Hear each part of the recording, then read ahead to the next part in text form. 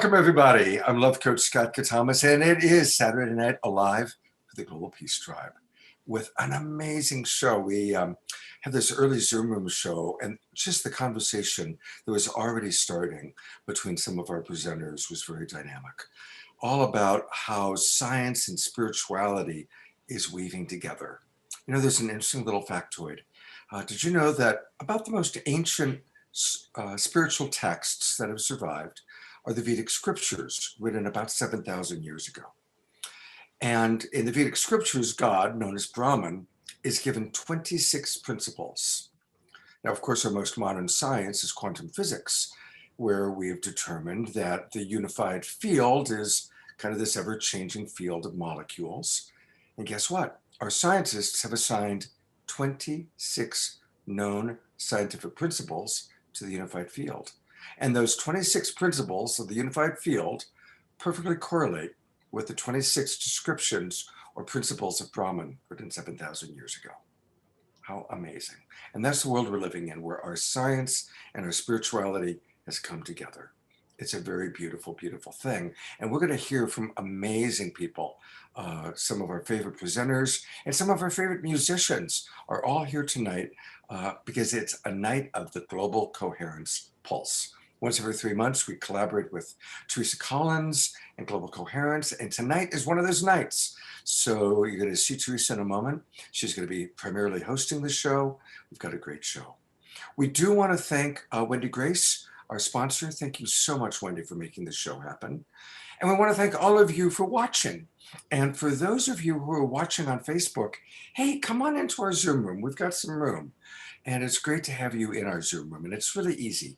Just go to globalpeacetribe.com, and join us. It takes about a minute for you to give us your email address and to register, and then boom, you'll pop right in. And that way we can more easily see your questions, your thoughts. You can dialogue with our presenters.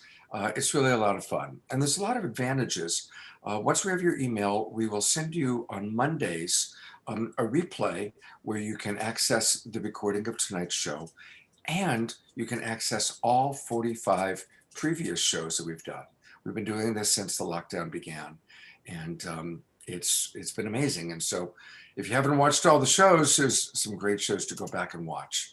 Binge on us instead of binging on Netflix. More inspirational and definitely not a lot more.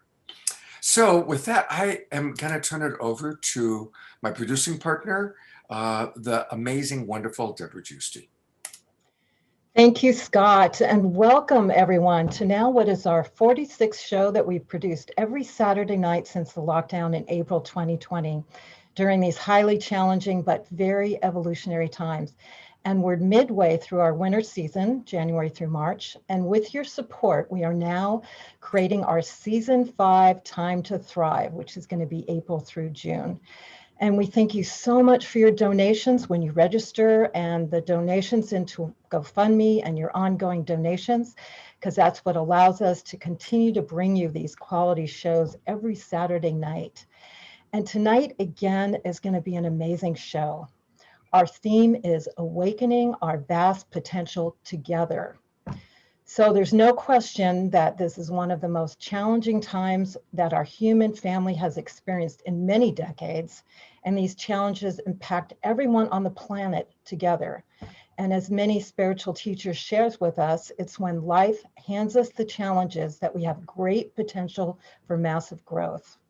So this is really a time on the planet where the opportunity of humanity has an expanded evolution together. And that's one thing that Saturday Night Alive stands for, is that not only does life present challenges, but the opportunity for massive growth together. And together we can inspire each other, enlighten each other, and share the potent, activated energy of deep love that we do on this show and pulse out to the world, as we're going to do tonight, and it's been happening all day with Global Coherence Pulse. And as usual, we have an outstanding group of presenters and musicians on the show, and we'd like to highlight that for you now. We have with us tonight Gregg Braden. He is a 5-time New York Times bestselling author, scientist, pioneer in the emerging paradigm, bridging science, social policy, and human potential. Thank you, Gregg, for being with us tonight. And we also have Dr. Teresa Bullard. She's a PhD physicist, host of Mystery Teachings on Gaia TV, and an international spiritual teacher with the Modern Mystery School. And we have Elijah Ray, who's been with us many times in music, but he's going to be speaking to us from his heart tonight. He's an international recording artist, composer. He's best known for his band of light that generates a full band sound as a one-man band. We will also have Ixchel Love, who is a community builder, spiritual midwife, entrepreneur, thought leader, and passionate about the human potential. We have Pete Longworth, who is devoted to distilling the most essential truths and artfully sharing it through his truth drops. And we have Teresa Collins. She's a whole system designer, learning community catalyst, Coherence generator. She is the co-producer with us of this show. We'll be bringing her back in a moment. And as musicians, we have the wonderful Matia Washington. She's a singer and songwriter. She travels the world spreading positive vibes with her music. And we've got Cornflower back. His music emerges from the moment, connecting to you to your soul, and his voice calls us into deeper presence. And we have Jess Magic. She is a heartiest, a soul-stirring songstress, and a muse for self-expression and embodiment. Good to have you, Jess. And tonight, our GoFundMe, we are going to be donating to support the Global Coherence Pulse. This is an organization brought forward by Teresa Collins. It's a science-backed social collaboration to pulse the planet with frequencies of love and compassion, joy and appreciation, which they did all this afternoon tonight, also being monitored by global instrumentation and networks. And she's going to tell you more about it. And I'd like to bring Teresa Collins on now. She is an amazing woman. She's one of those persons that brings together high-level information and opportunities. She has worked alongside evolutionary leaders like Barbara Marx Hubbard, Richard Rudd with the Gene Keys, Jim Garrison of Wisdom University, Nassim Haramein. She brings all these people together and creates many massive opportunities for transformation. Her current projects include the Global Coherence Pulse, which happened today, and her new project, the Islands of Coherence Network. So Teresa, thank you so much for bringing your magic to our show tonight. And please share more about what we're going to experience here tonight. Yeah, thank you so much. I wondered if we could go on gallery view, and we have all of our speakers here and we can just see everyone. Can we do that? Yeah, we're on gallery view. Here we go. And you know what? We've got to mention Wendy Beautiful. Franks is going to be providing poetry. So just want to acknowledge Wendy for a moment, because we always introduce all the different people that present. So there's Wendy, who's going to provide some poetry, which is something we're excited about. And thank you, Wendy. And she's also one of our major sponsors and helps the show continue. Love you, Wendy. Yeah, definitely. So I'm just going to share a little computer sound too, just to have a little background sound as I'm talking, and you can let me know if that works okay, just volume wise with both things. Is that all right? yes, it's good. This is a little music by Gary Malkin, who was going to be on our show tonight, and we decided to have him on our May show. So just this is a little bit of Gary, just kind of in the background. I know he's watching, and he's probably feeling really happy that I brought his little bit of sound in.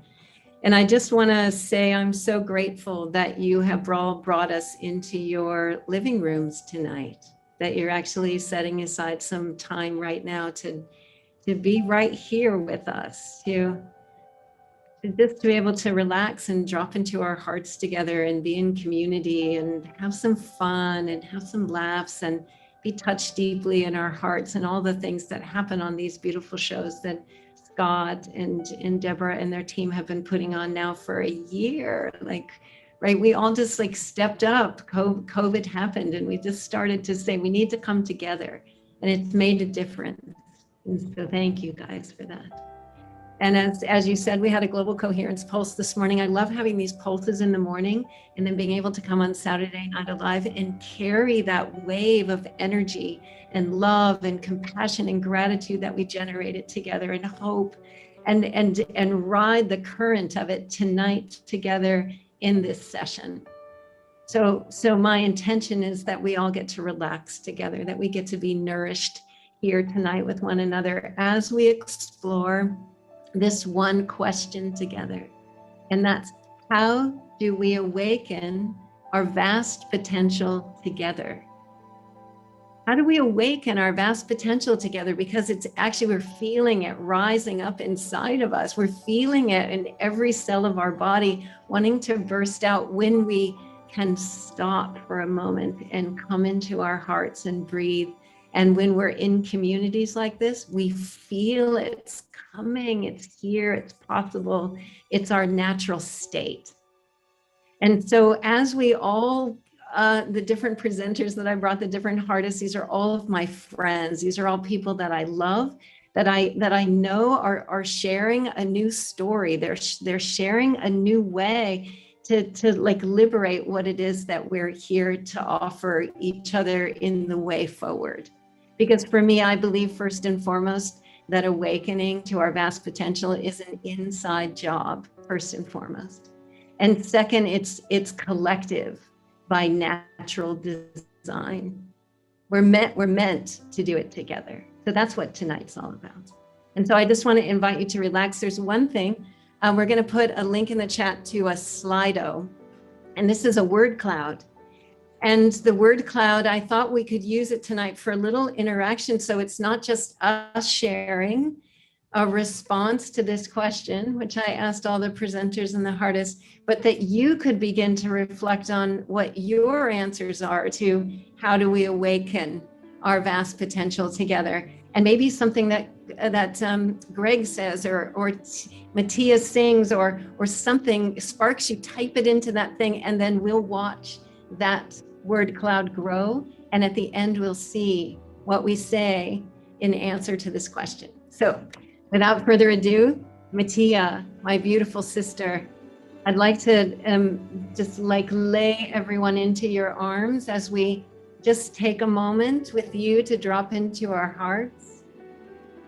Just stop right here, right now, and drop into our hearts and breathe. Thank you so much, Teresa. I was hearing the Holy Spirit, and it gave me a bit of this song that I hope will be able to encourage those that are watching tonight. It is divine purpose for you to be here at this moment, in this time, in this space.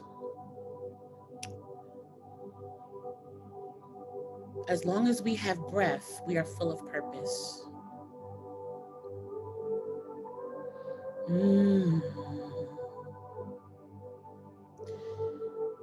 There is peace down inside you.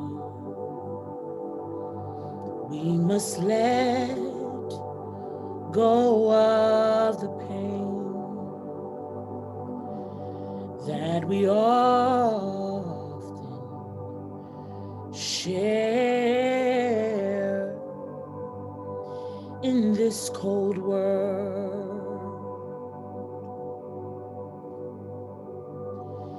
There is joy at the river that flows with waters that heal. I'll let go. if you make me whole, we must stand hand in hand, making change all together. We have the power to heal our brothers and heal ourselves. There is peace down inside you. We must let go of the grief that we often share in this cold world. We can make this change together as we hold each other's hand. We have the power to make the difference. We have the power to heal ourselves. Free, free,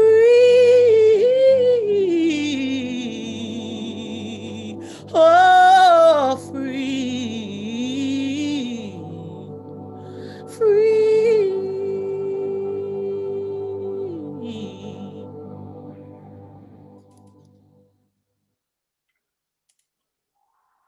Thank you so much. Thank you. Oh, I so appreciate the beautiful place that you just brought us there. Like I really want us to be here tonight in the fullness of our experience, right? That's in the glory and in the pain, in the need for healing and in the need for rejoicing. Yes. And you just really just like pulled all of that into just one little nugget that we could have in our hearts while we open to each other, right? So we open all the way. Yes. Thank you. Thank you Beautiful. so much for the space, Teresa. Thank you. Thank you. Mm. Yeah, we needed to start right there into the sacred center of our own sweethearts. Yeah. Thank you. Ooh, that was so good, so beautiful. And we'll hear from Matia again later. We'll just continue to have her presence in our space. And I'm going to go, and I'm looking at the word cloud as it's starting up. It's just so beautiful. So that I love that you're all kind of sharing your thoughts about what it will take. And together we're generating this new story right now. And I want to next bring on my brother Pete Longworth. And first, there's a little special slide. Saturday Night Alive Truth Drops with Pete Longworth. We had Pete on the first show, or the last show that I did for Saturday Night Alive, and I brought Pete on to do his Truth Drops. And we really said, you know what, these need to be a regular feature in Saturday Night Alive. So Pete, I'm really excited that this is the first time for us to bring that forward. And Pete is a photographer and a visual poet, and he is so much fun. I love you, Pete. You're so much fun. And of all of the people that I've invited to have an opportunity to share their presence, no one has stepped up to the plate in the same way that you have every time I've asked you. And I'm so proud of you, and I love you so much. And the world needs more Pete.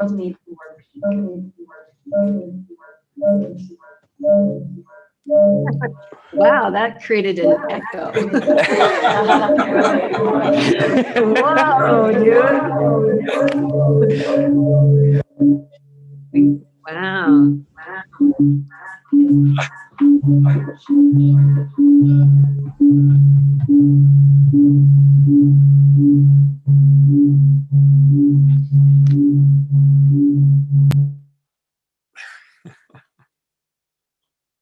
That was cool.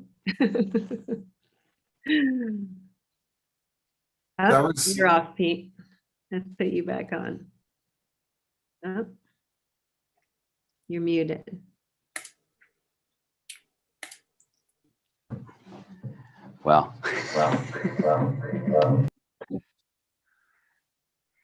Oh, you're muted. Okay. The echo's you. You know, this is the beauty of what's happening because we're from all over. Pete is in Bali, right?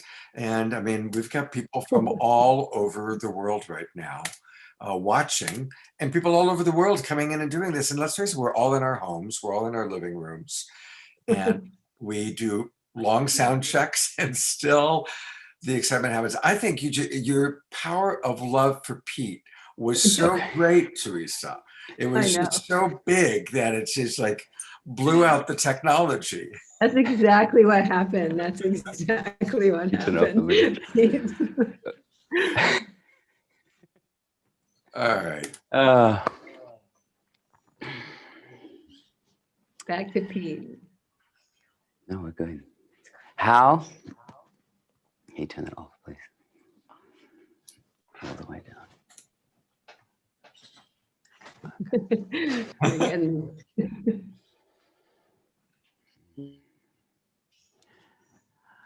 How do we awaken to our vast potential? We choose. We choose to turn down the noise and turn up the creativity, to awaken the artist within. And it doesn't mean that you need to be a poet, a painter, or a pianist, because creativity is pure intelligence having fun. And so you can do this as you cut your carrots for dinner, in the manner upon which you greet your colleagues at work. The way you treat yourself can be a living art piece. And to move ourselves powerfully in that direction, I have 3 simple steps for you. One is inspiration, education, and action. Indulge yourself in inspiration, seek education, and take action. And so we're going to take a little waltz down the yellow brick road of these 3 pieces. And by the end of this, I'm going to offer you an invitation and provide some practical post-it notes in how just 7 days and with just 1% of your time, you can powerfully awaken to your vast potential. And so, number 1, inspiration. Find your inspiration, the thing that lights you up, the thing that tickles your fancy. Surround yourself in it, submerge yourself in this inspiration. And for me, it's always been photography.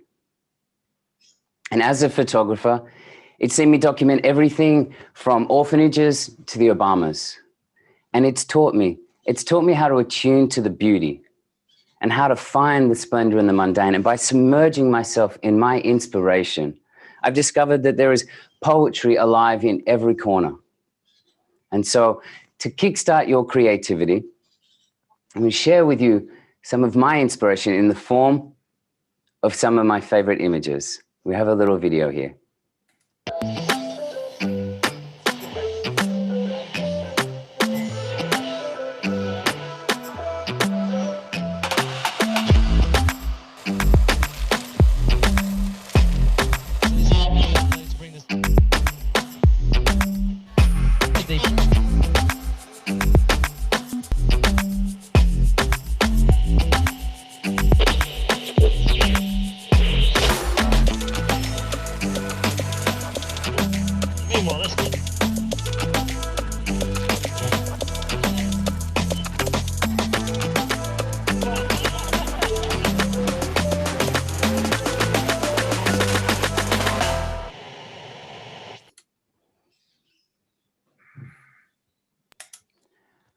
Find your inspiration and submerge yourself in it.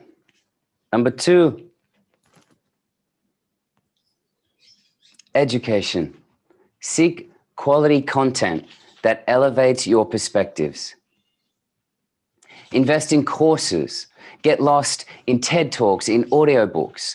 Take salubrious adventures in rabbit holes that actually serve your soul. Number 3, take action. Make good choices. Make actions that take you away from the noise and take you towards the creativity. And be discerning. Because where you choose to invest your time and your energy will impact. It will impact what you believe is possible. It will impact where you end up in this world. It will impact how you feel. And so at different moments throughout the day, take the time to check in. Whether you're deep in the middle of something or whether you're about to get into something, do the choices you're making in that moment, do they align with your passions and your purpose? Do they walk you proudly in the direction of the life that you want to live? Or do they slowly but surely take you further away? At the end of the day, are you sitting in some endless scroll? Or are you sitting in the beauty of your own temple for a moment of meditation? Are you choosing poetry? Or are you lost in the porn of social media, mass media, prophetized media? Is your life being lived by design or default? When you go to bed, is your phone by your head waiting to yell at you in the morning? And when you wake up, is the first action you take of that day to mindlessly give your attention to external demands? So choose wisely how you use your time. And to help with that, I have an invitation or a challenge or gauntlet at your feet that for the next 7 days, with just 1% of your time, choose creativity, whatever that looks like for you. Reading, writing, drawing, making music, making love, dancing, breathing. Commit to doing just for 1% of your time, which is only 14.4 minutes. Commit to that slice of creativity before you mindlessly subscribe yourself to the needs of something or someone else. And pay attention. Pay attention as you do this as to how it feels to nourish the artist within you. Pay attention to how it feels to be productively moving towards awakening your vast potential. And while you're on this journey, remember that in the corners of every day live both problems and poetry. And whichever you seek, you will find. And if pretty pictures and the thought of enlivening your creativity and nourishing the artist within is an inspiring thought for you, I have a 4-week online photographic workshop that will so sweetly serve your soul. And if you'd like just a taste of this, a teaser of what this is like, on the 3rd of March, I'm hosting a free creative masterclass. And that will be dripping in inspiration, education, and action. And I invite you to sign up and tune in, because I promise you it will not be dull. Because not only will we be actively awakening our vast potential inside of this, we're going to have a great time doing it. Thank you, Teresa. Thank you, Scott. Thank you, Deborah. It's a real privilege to be here.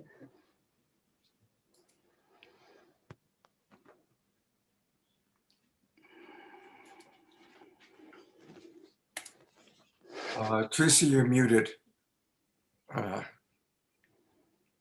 Thank you, Pete. So beautiful. Like I said, like Pete really just steps up to the plate. I love you're in black and white. We need more Pete Longworth. And I love the inspiration, education, and taking action. Super simple. We can apply it in our lives right now. Thank you so much, Pete. We'll hear from Pete again. I saw a note that Cornflower is having some trouble. Is Cornflower not with us? He's out with us right now, so Dr. Bullard is up next. Okay, great. All right. Well, Teresa, let's bring up Dr. Teresa Bullard. Hello, beautiful. Hello, everyone. This is the first time Teresa and I are meeting. I got to talk to her a little bit on the early show, and so excited to bring your love and presence into this, and really love that you bring the ancient wisdom with the science together. That's really something that is close to my heart, and I'm excited to hear what you have to say about our question today, like how do we awaken our vast potential together?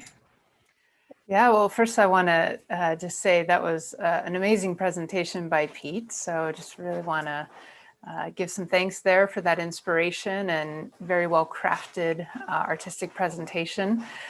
And yes, this topic of how do we awaken our vast potential and how do we do it together is such a good question, and it's so relevant for our time. And I want to just give you all a little sense of how vast that potential really is. Let's just start off with what we think, what we consciously think. Most people, when we are actively thinking in our daily waking life, we're maybe only consciously aware of just, some people say 10%, that's not a hard and fast number.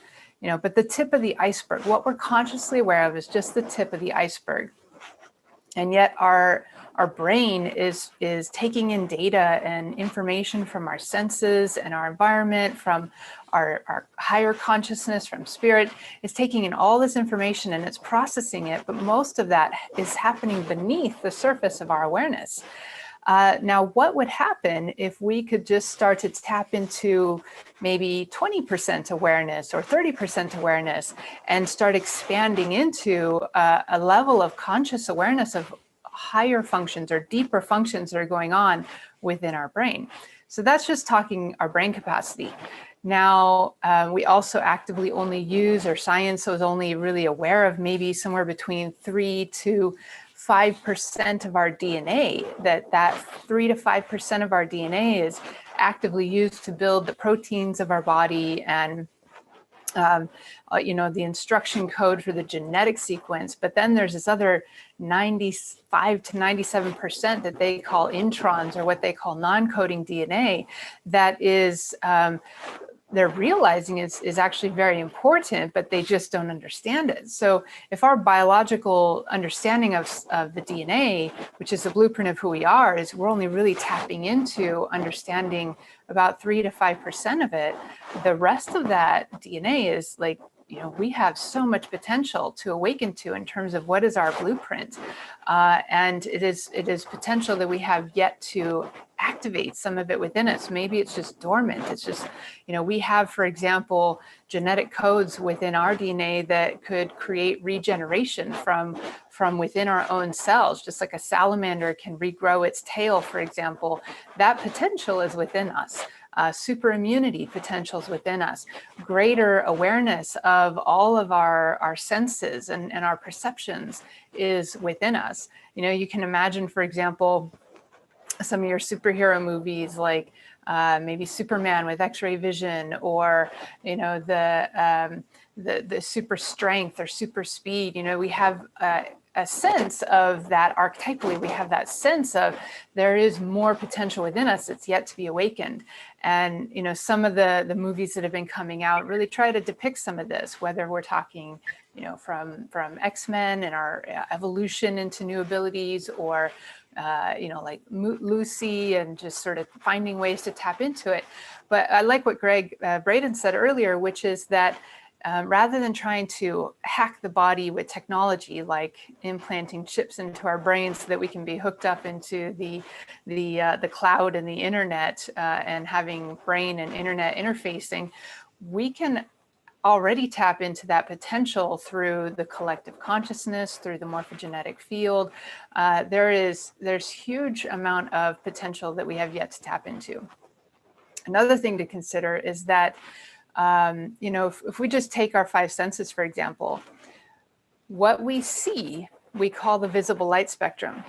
And yet we know from science that that visible light spectrum that we can see with our eyes is just a small sliver of a much greater electromagnetic spectrum. It's just 1%, right? So we're only seeing 1% of the physical reality around us. And then we're only consciously processing about 10% of that 1%. So now we're talking, you know, 0.1% of the physical reality around us. And that's just through our eyes.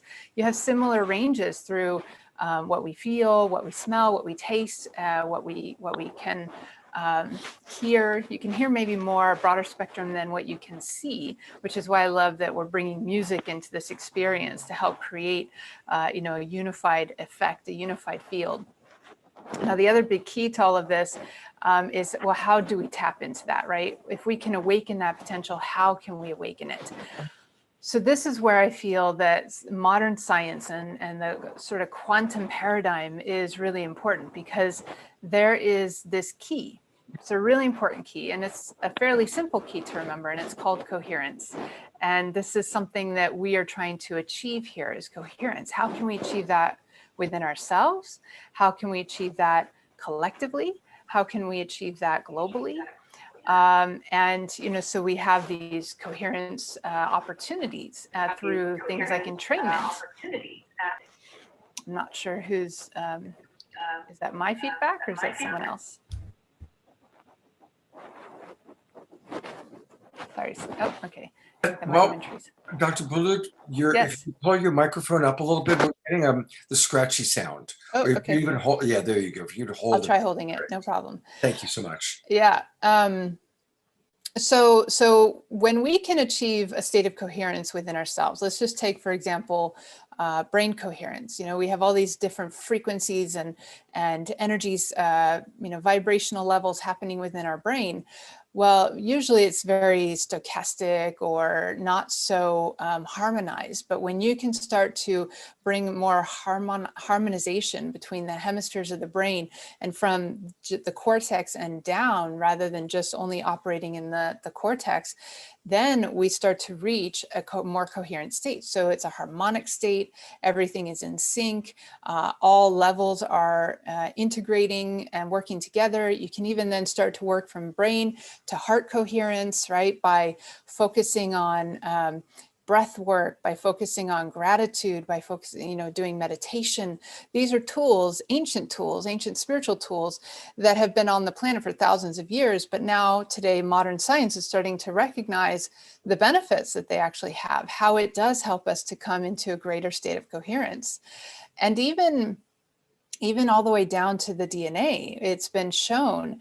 For example, the HeartMath Institute has done some studies that show that when we achieve a state of heart coherence, it actually is communicating with our DNA, because when we're experiencing states of gratitude, of love, of joy, and, you know, real positive energy, that causes the DNA coil to relax and to sort of unwind or loosen its DNA spiral, so that the genes or the genetic potential that's stored within it can be more accessible and more expressed.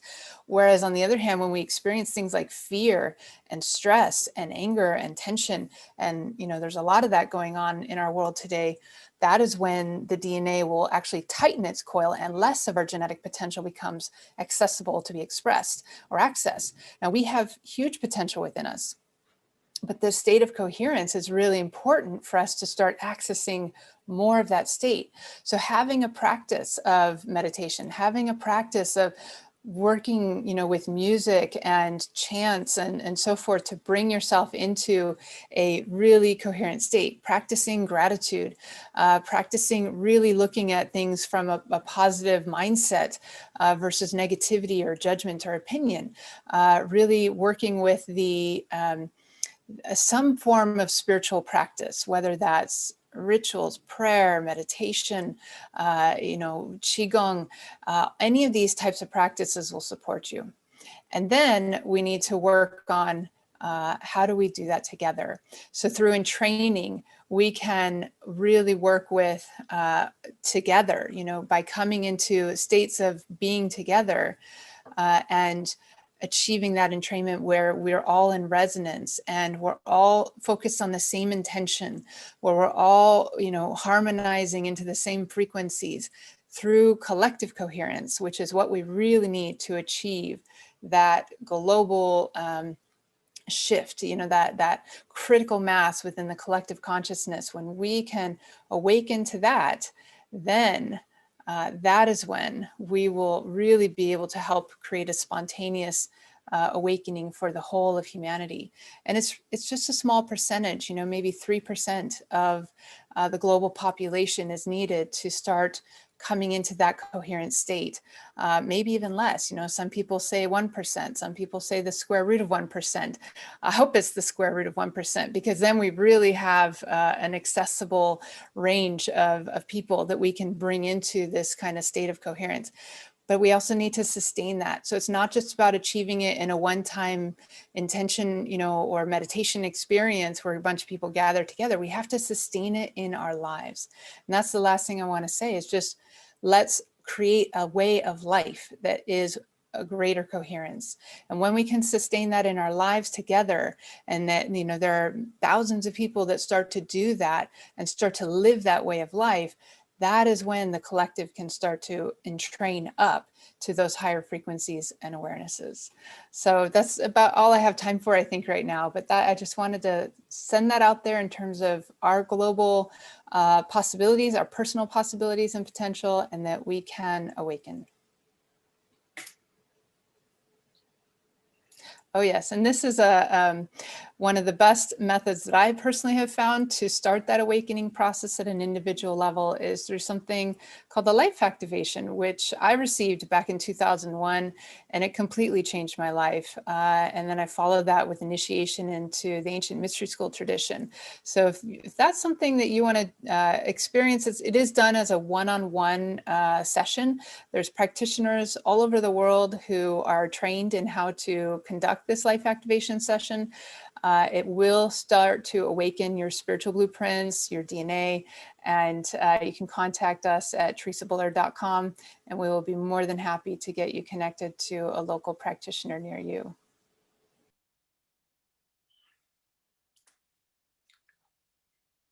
I'm going to unmute. Beautiful. Thank you so much. Let's stay on Teresa just for a moment, and we need to bring you into a global coherence pulse. Everything that you just said is exactly what that initiative is all about. So I'll definitely be in touch. I would love to have you come on and support the community that's growing around that and really practicing and building those islands of coherence. That sounds wonderful, Teresa. Thank you. Yeah, thank you so much. We're going to go next to Elijah Ray. And I just want to apologize. I came to a hotel so I would have great internet tonight, because sometimes my internet at my home doesn't work and it's terrible tonight. So my audio's good. I'm on my phone, so if I'm a little fuzzy, I'm just a little fuzzy tonight. So Elijah, thank you so much. We were going to go to Cornflower next, but he's having a little trouble. So let's send him some really good energy. We're all good and relaxed here. We're in our living rooms together. He's been working really hard to try to get his gear going. You know how that is. So let's all just send him some good energy on this last day of Mercury retrograde. Last day. Yeah. Yes. So much love to my brother Cornflower. I just want to dedicate this song to him and to all of you. And hey, Teresa, we all have fuzzy moments, so don't worry about it. This is our time just to band together. And it's kind of like, when you see that flock of birds flying in a V formation, we got to switch it out every now and again, and I know many of us have been on the front lines. So I just want to say, let's take this moment to take a big collective deep breath. If you feel like you've been just like on the edge of the edge of the edge and given nonstop, take a moment for you, starting right here. This is a song called Gratitude. I send this out to my brother Cornflower. Mm.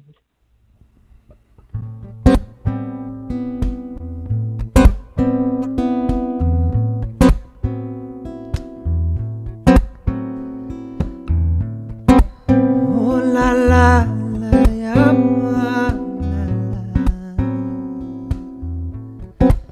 If everybody could just think of something you're extra grateful for about this moment of your life. And like a master alchemist, just put it into your heart's fire and just bubble it for a little bit. Just brew some gratitude with me.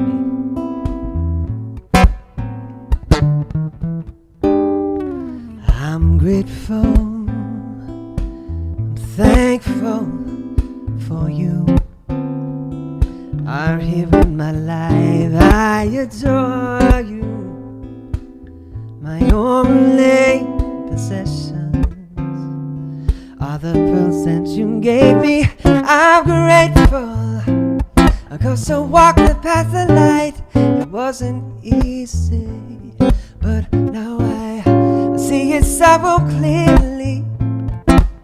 You gave it to my life, and now I know that you've always been there. Now I just wanna say, just want to say that I love you. Yes, I love you. Yes, I just wanna say, just want to say that I love you, babe. Yes, I just wanna say I'm grateful.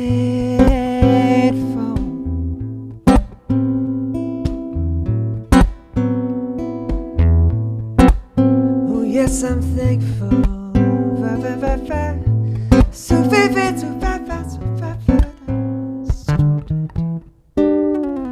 I'm growing, yes, I'm flowing like a river, and I'm not going to stop. I'm a giver, receiving my lessons, and I'm counting my blessings. I'm grateful, 'cause to walk the path of light is getting easy.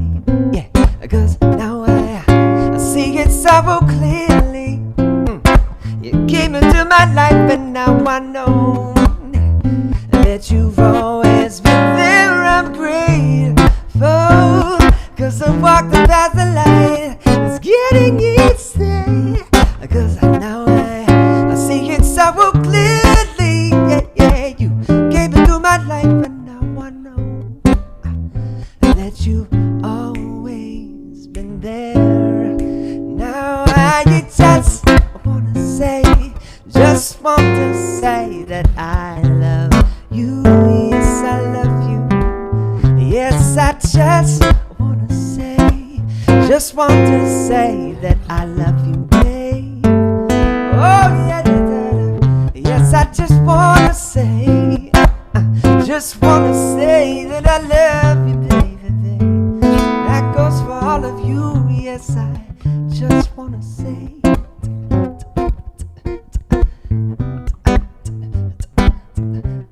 I love you, Teresa Collins. I love you, Just Magic. I love you, Ixchel. And Petey Pete. I love you, Brother Scott.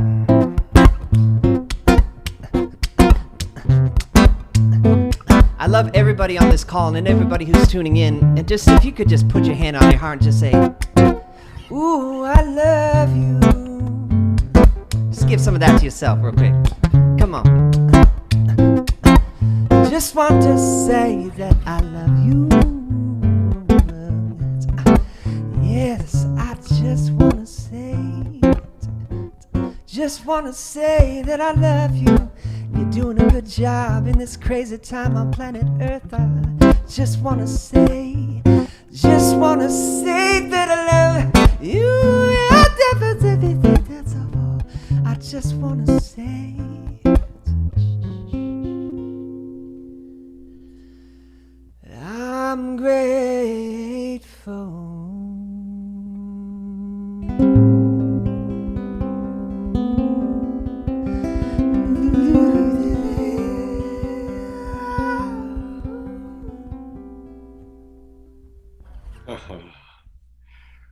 We love you, Brother Elijah Ray. That's just so gorgeous.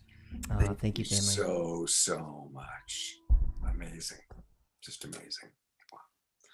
And he's going to be back with more music and a presentation. We're going to get to hear him speak words. Thank you, Elijah Ray. Thank you so much. What a concept, huh? Yeah, what a concept. Words. Elijah Ray, naked, no guitar, no keyboards. It's really, thank you so much. That's gorgeous. And our audience is just going nuts over it. Hey, I want to, I get to share with all of you that we're really always kind of growing the show and trying new things. And so I'm going to show a promo video for one of our upcoming shows, all about our love of animals and an opportunity for all of you to participate. So here's a wonderful video put together by our beloveds, Jay and Jan.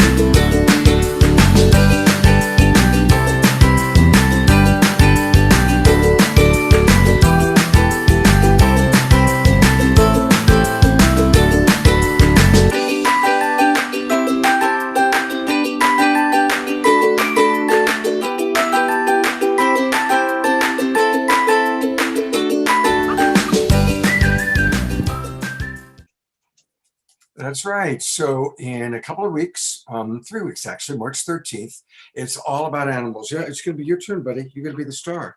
That was his sister that you saw running in the video. And so we want to get your pictures. Tell us all about your animals. And it can be dogs, cats, hamsters, rabbits, horses, goldfish. We want to see photos of your animals with their names.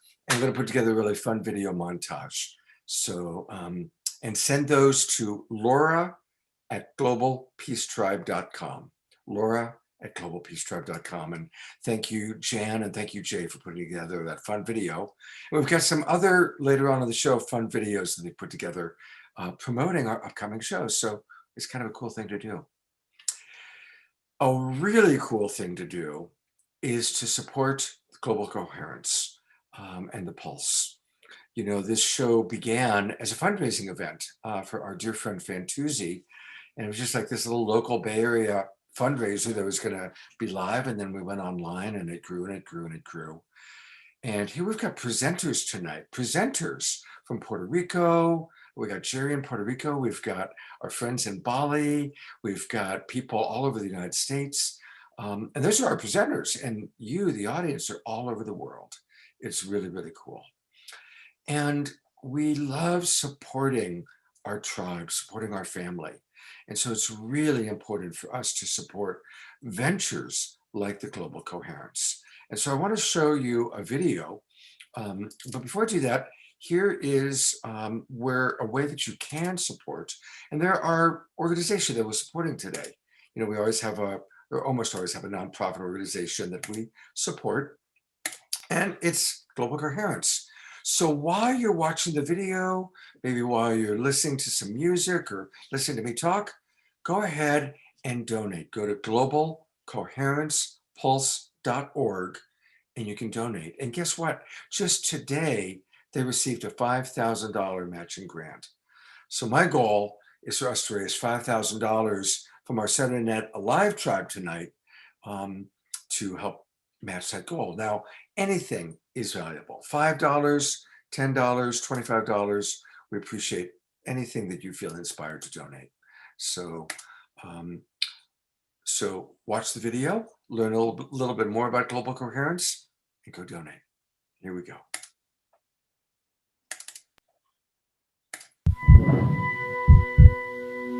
This is the human heart. Central to our physical body, our survival, revered by poets throughout history as the emotional center of our being. The place we instinctively touch when asked to point to ourselves. And now, what we have known intuitively is being understood scientifically.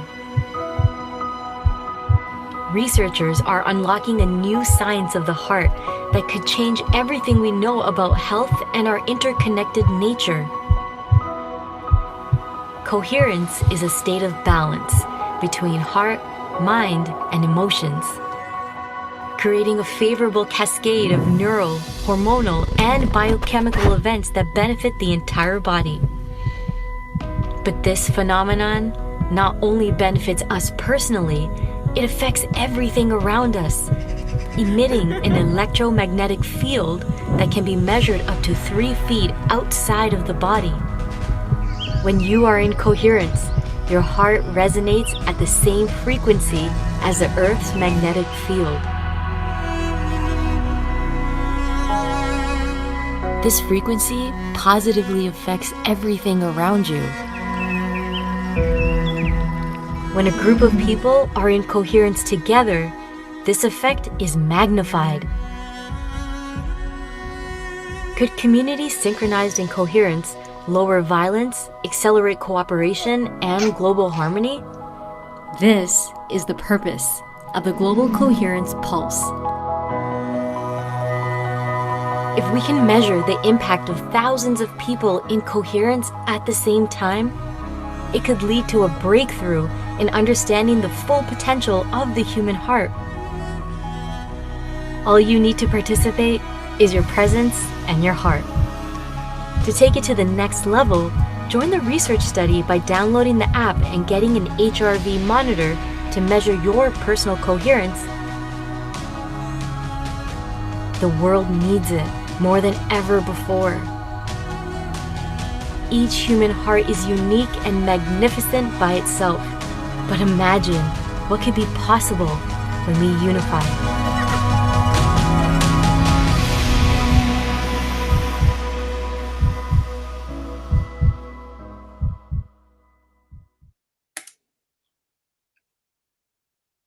What a gorgeous video. That is just beautiful. Thank you so much, Teresa.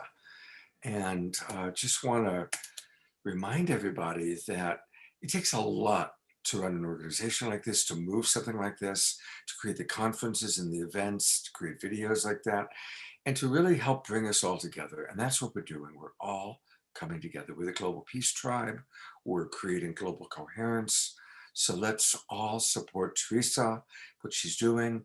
And throughout tonight, you're going to learn, not only see some of her favorite speakers and presenters, but you're going to learn more about what she's doing, including a really exciting project that Saturday Night Live is going to be very involved in, my Love Coach Academy is going to be involved in, and hopefully all of you are going to be involved in. So this is called foreshadowing. It's a theatrical technique. So with no further ado, I'm going to turn it over to Teresa. There you go.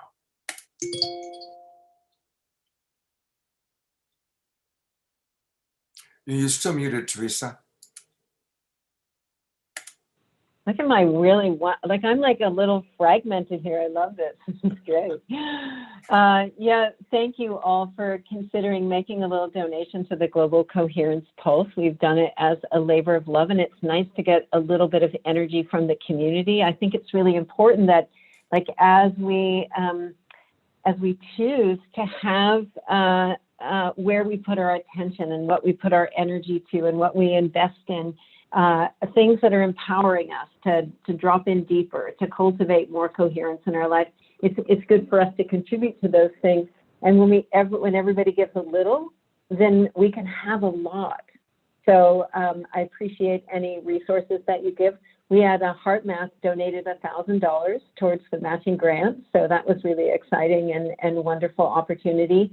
I want to acknowledge my partners in this, Claudia Wells, who also works with IONS and the Global Coherence Initiative. We're partnering with HeartMath. Roland McCready is one of the co-founders. And it's been an initiative with lots of different partners coming in and participating every month in pulsing the planet with more love. So let's do that right now in anticipation of welcoming in my friend Gregg Braden, and maybe you can bring him on screen because Gregg was our guest speaker today for the Pulse. Gregg, thank you so much for your beautiful presence and what you shared today. It was powerful. You gave people a real idea of the potency of what we're doing when we actually pause and come into connection with our natural state of heart-centered coherence. So thank you. I love you. I'm not going to share your credentials because you've already been introduced, but I just want to say one thing is that you are one of the most elegant and gracious men that I've ever met, consistently, always. And I love your courage, and I love what you're sharing right now, and I love how you're sharing it because we can take it in with our hearts wide open, and we need to hear more, Gregg, right now. I love you. Thank you. Oh, thank you so much, Teresa. I love you too. Scott, brother, what a beautiful, beautiful job you have done tonight. Whoever your team is that put together this panel, it couldn't be more perfect. And, we don't rehearse these things. And it's interesting because when we're asked to speak, me as a speaker, when I'm asked to speak, I know what I am choosing to say in that moment. And by the time you get to me, so many people have already said what I wanted to say. And that tells me that we are even more connected than we have even suspected in the past. And I appreciate it very much. So I'm honored to be here tonight. I'm really honored to share this virtual stage with so many of my dear brothers and sisters, some that I've known for over 30 years. And I want to welcome everyone in the world, everyone in this planet. Thank you for sharing a little bit of your evening with us, for inviting us into your homes, into your living rooms, or wherever you are, where you're watching this broadcast. There's so much that I would like to say. I just want to make sure I'm going to set my timer. So much that I would like to say, but I want to speak directly to this question that you've asked, Teresa, because it's a really good question. And I'm going to restate the question.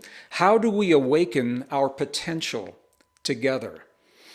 When I have asked this question to other people, it often is interpreted as how do we do this simultaneously? And I think biology tells us that it probably does not happen simultaneously. We are learning together and awakening in the presence of one another. But on this planet, we're in a big relationship. We're in a big marriage on this planet. And just like any marriage, it's rare for all partners to excel at exactly the same rate and time. It's rare for all partners to find new paths to explore at the same time. And I think this is where we find ourselves today. We are in this together. We are awakening together, but it's not a simultaneous awakening.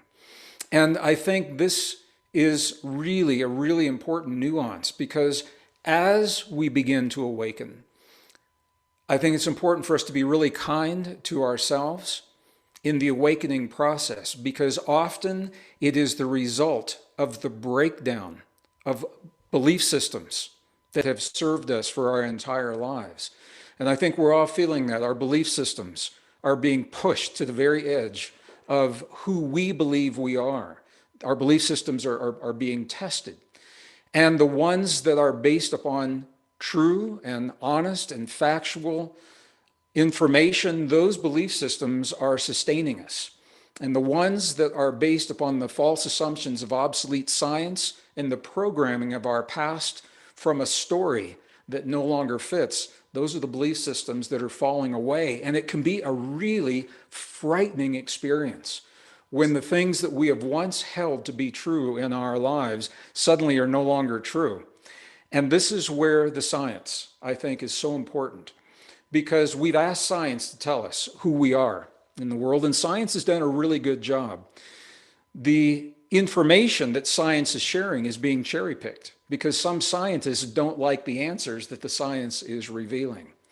So as we awaken together and as we learn to be kind to ourselves, I think it's really, really important to be kind to one another because not everyone is going to awaken in the same way. Not everyone is going to embrace the same belief systems in the same way. And yet here we are together in this world, creating a new world and finding our way, navigating our way through these breakdowns and the buckling of belief systems and the breakdowns together. So I'm just going to encapsulate very, very quickly. This is probably the briefest program I've ever offered. I'm going to encapsulate what the new story, the new scientific story is saying to us. And I am speaking quickly because I'd like to lead us through a process that embraces what the science is now telling us. We are all the product of programming, and I think we all know that. This is the largest deprogramming exercise that the planet has ever seen. We are breaking out of an old program of fear and limitation. We have been taught that the universe is a dead universe. We've been taught that we live in a dead universe that is inert, and that we're the product of lucky biology and random processes separate from one another, with very little power to influence what happens within our bodies, let alone the world around us. That's the old story. And it's that story that much of the world is trying to embrace the changes that we're seeing. They're trying to embrace it through that old story. There is a beautiful, powerful new story that's emerging. And I'm going to say this quickly. What the best science of the modern world now is telling us is that we're the product of a living universe. It is alive, it is conscious, it is intelligent, where we would expect to find abundant life. We're not alone. And that life may not be in the forms that we expect it to be in. But this is what the science is telling us. The science is telling us that we, as what are called anatomically modern humans, we showed up on this planet 200,000 years ago, just as we are today. The DNA that is pulled from the fossilized remains of the beings that we used to think were our ancestors. We compare that DNA to us today, what we see is that we did not descend from those primitive forms of life. We showed up fully enabled, fully intact, the same body proportions and the same capabilities, the same neural network that we have right now. How that happened is another conversation. But this is what the science is telling us. And what that means is that we are made to adapt and thrive, not just survive, but we're made to adapt and thrive in the presence of the world that we find ourselves in. Dr. Bullard, I'm so happy that you went before I did, because you stated so eloquently something that I want to touch on, and it's going to lead us right into where we want to go. There's an emerging philosophy based upon rock solid science. And I want to share this philosophy with everyone listening. I want you to think about this. The philosophy suggests, the scientific philosophy, that consciousness informs itself through its creations. Consciousness informs itself through the things that it creates. What that suggests, we are consciousness.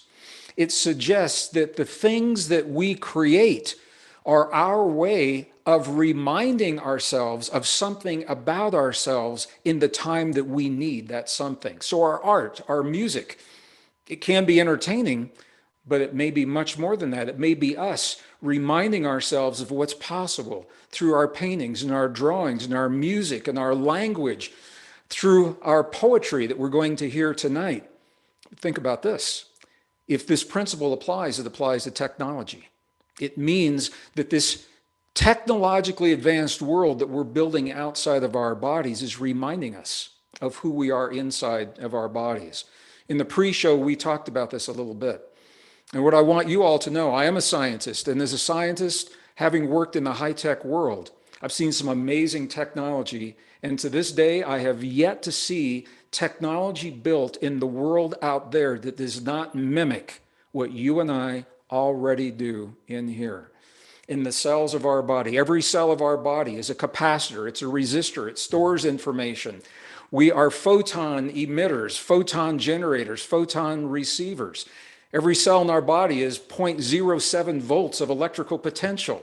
We've got about 50 trillion cells. I'll do the math for you. That's 1.5 trillion volts of electrical potential that we regulate through thoughts, feelings, emotions, beliefs, focus, and breath, the core of our most ancient and cherished spiritual traditions. And this is where the work of Dr. Bullard and myself parallels in many respects, because we have spent much of our adult lives exploring the indigenous traditions that remain today and the ancient wisdom left from the past that helped us to embrace this ability to self-regulate in a way that science, the new science now, is only arriving at many of these understandings.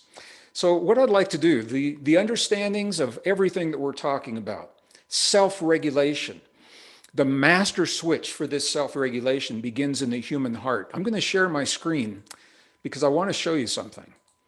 I want to show you what the best science. Can you all see me and see the screen as well? This is brand new. In 1991, scientists discovered about 40,000 specialized cells in the human heart, sensory neurites. They're essentially like the neurons in the cranial brain, but they're in the heart. They think independently of the brain. They feel, they remember, they sense independently of the cranial brain.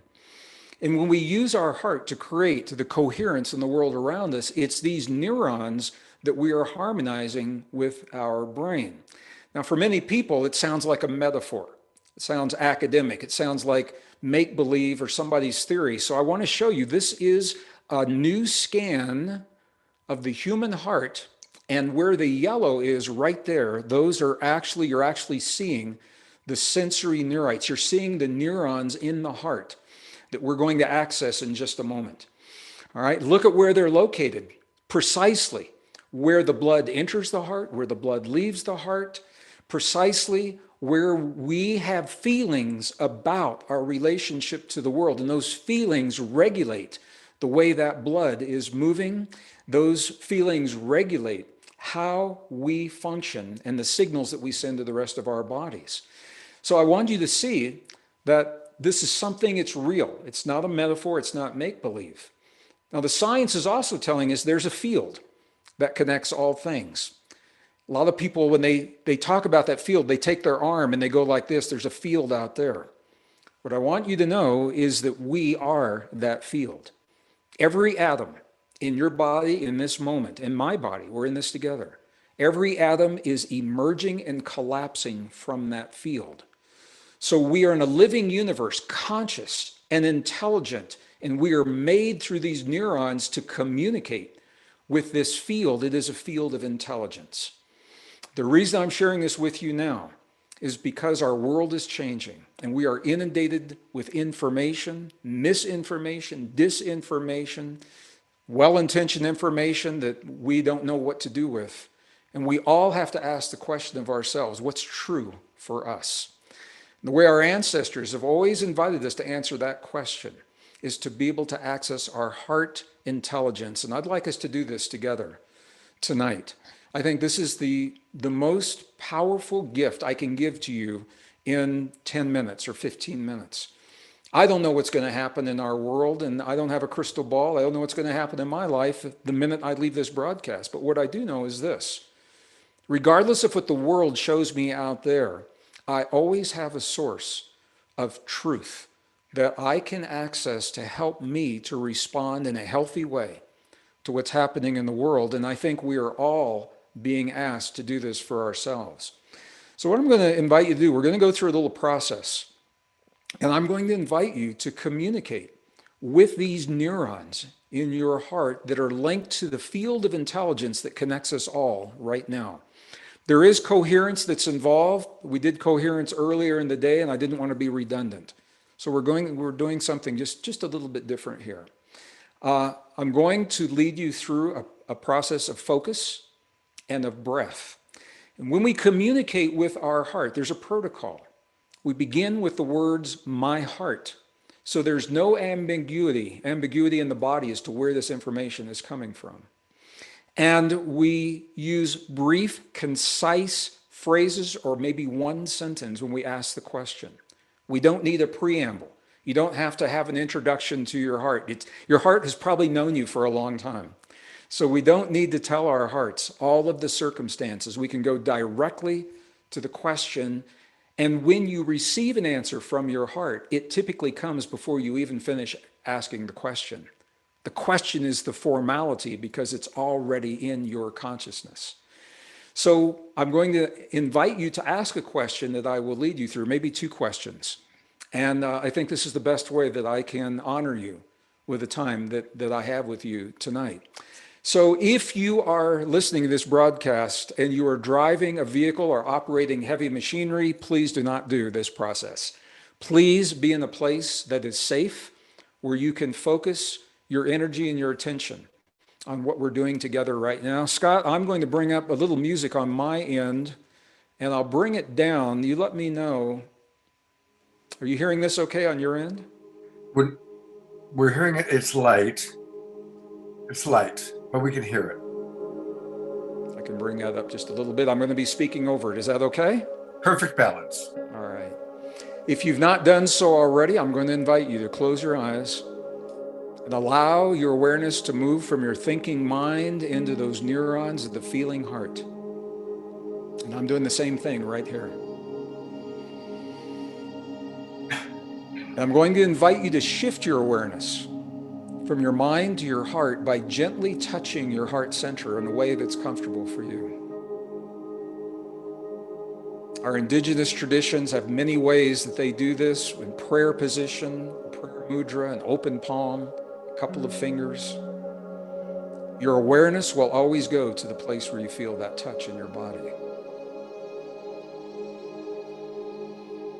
And the second step is I'm going to invite you to slow your breathing just a little bit slower than you would typically breathe, with a longer exhale than the inhale, to signal to your body that you are safe. When your body feels that you're safe, it's like a switch that sets an entire chemistry into motion of healing and regeneration, rejuvenation, and it's the doorway to the question. So let's do this together. First breath, inhale.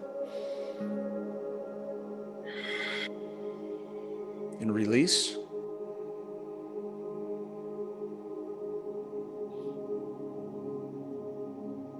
One more time, inhale. Just feel that shift in your body.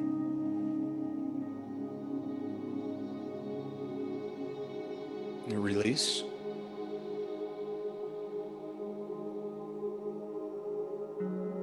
One more time. Inhale.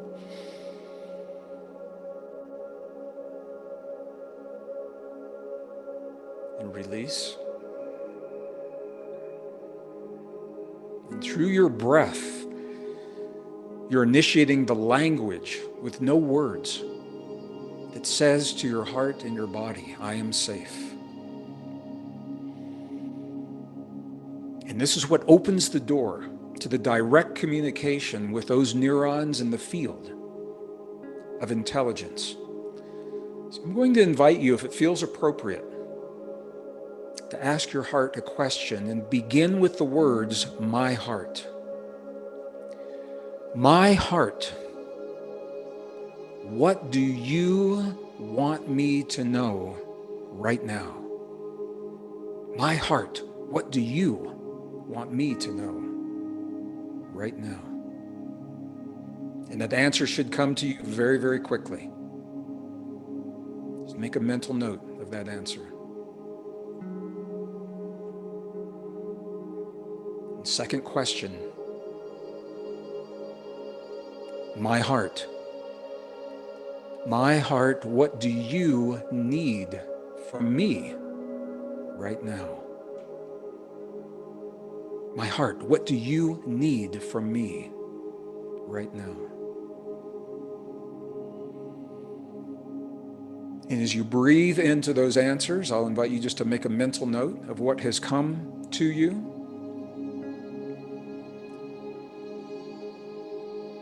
And if you gently begin to open your eyes and become aware of the space where you find yourself right now. And I know this was very quick, but what I want to say to you, I do this all the time, every day of my life, in a phone call, when I get an email, when I see something come to me that's inviting me to do something out of the ordinary, something I wouldn't typically do. Is it right for me? Your mind will go through the ego loops of right, wrong, good, bad, success, failure, worth, not worth. Your heart is a non-polarity organ, and that's why you can trust the wisdom of your heart. And with that, I'm going to bring this part of my evening to a close. But I think this is the key, because we don't know precisely what will happen in our lives. What we do know is that we always have a source of wisdom that we can trust to help us to navigate the current of the world that's emerging before us. So thank you, Teresa. Thank you, Scott, for the time to share that. Gregg, please do tell us a little bit about these two events that are coming up in March, because people, they're going to want more of you. So I didn't know we were going to do this. So this is okay. Well, I just don't want to inundate people with too much Gregg. There can never be too much Gregg. There can never be too much Elijah Ray. I don't know this. So this event, this is produced by the Institute of Heart Math. They typically do a physical retreat in the Mexican Riviera. This year, because of COVID, we are doing it virtually, and I was honored to be invited as a special guest. Roland McCready is the lead research scientist. Howard Martin, Dr. Deborah Rosman are two of the founders of Heart Math, and Claudia Wells is represents ION. She's very active in the Global Coherence Initiative. She is a brilliant woman. She's a dear, dear friend, and I am honored to be sharing the stage with all of these people, where we're going to be offering the techniques and the tools and the science that is showing how the techniques of heart-brain coherence are being measured so that we can know when they're effective in our communities, in our nations, on our planet. And by knowing that, we know more of what to do and what works, and we can stop doing the things that don't work any longer. And because we're in such a time of abundance, even more, Gregg. One more. What is this Tell one? us what we're going to be doing with Foster Gamble. Oh, okay. So this is March 20. These are both on the same day. March 27th is this event where I am in deep conversation with Kimberly and Foster Gamble. We're going to be touching on a really delicate topic, and this is why we wanted to give it the time it deserves. We're going to be talking about body sovereignty. It's up for all of us right now, about our relationship to our bodies, the power that we have within our bodies to self-regulate our immune system, our longevity, enzymes, our resilience, our healing, our longevity, our rejuvenation, our regeneration, all of those things with the best science and the new discoveries that simply aren't being shared in the mainstream. So I'm very much it's a big day for me. I'm looking forward to both of those presentations. Thank you, Scott. Thank you for the opportunity to talk about those a little bit. Absolutely. Thank you. Yeah. Thank you, Gregg, so much for that beautiful moment to kind of drop in and ask our heart. I wondered, what did your heart say to you? I felt you so deeply in that moment.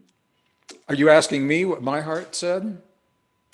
Yeah. I'll be very honest with you all, because it's very present with me right now. Many of you know I lost my mom to COVID over the holidays. Oh. And when I have opened my heart, I have to work not to cry, because she feels I could do it anyway. She feels very present with me right now. And what my heart was saying was, let it in, let it in. So I'm letting in the love for my mom. And I know that is a very sad story, unfortunately, that many people on this broadcast have experienced as well. We're losing so many people, and it is the impact of that loss. I just want to say this. When I studied with the Tibetans, this was what got me through this experience with my mom. What the Tibetans tell us is the depth of our hurt teaches us our capacity to love. And we're all hurt. We're all in loss. We've lost a way of life. We've lost loved ones. And as we embrace that, rather than trying to move away from it, we have to find a deeper love to transcend that hurt. And this, I think, is a big part of how we awaken together, Teresa. Gregg, I'm so happy that you shared that. I actually was feeling your mom. I was actually feeling your mom today, and I want to know what you got. What does your heart need? What does Braden's heart need right now? What does my heart need? Well, when I asked that question, So this is meaningful for me. It said it needs me. So I have filled my life with things that have become diversions from the hurt of my loss. And I think this is what my heart was. I'm in this with you all. I mean, every time I do this, I get a very real answer. And that's something for me to be very present with tonight. So thank you for your care and for asking, Teresa. It means a lot. You know, I would love for us just to take 1 minute. And if you could tell us what your mother's name was, and for us all just to send appreciation to her for giving birth to you and raising you in whatever way she did that you turned out the way you did. My little 4'11" tall mama, her name was Sylvia. Sylvia Lee is her name. Yeah. And you know, she passed unexpectedly quickly. I was not allowed to be with her because of COVID, and I was not allowed to be with her after she passed because of COVID. So that's I know that many people are experiencing that, and it makes for a difficult passage. So thank you for that. Yeah. Thank you, Sylvia. Let's all just touch into the places where, like I just saw, you know, Matia kind of brought us to that place, and here we are. You asked what our hearts need, Gregg, and our hearts actually we need to kind of heal. We need to feel. We need to let it all in order for our brilliance to rise. We need to be present to our pain and all of that. It's all one thing. So I just want to. Maybe we can just all take a moment to close our eyes and just be present to the loss as well as the rising. And let it all be right here with us right now.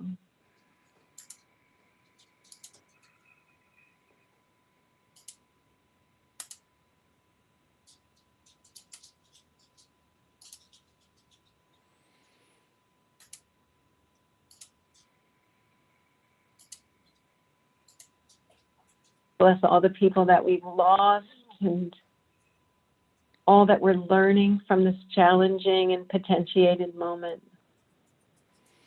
Just bless it all.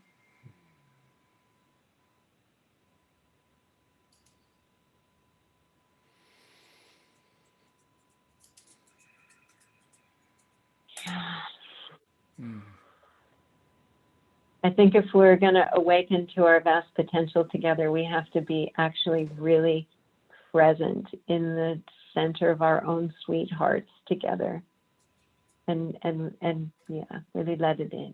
Thank you for that, Teresa.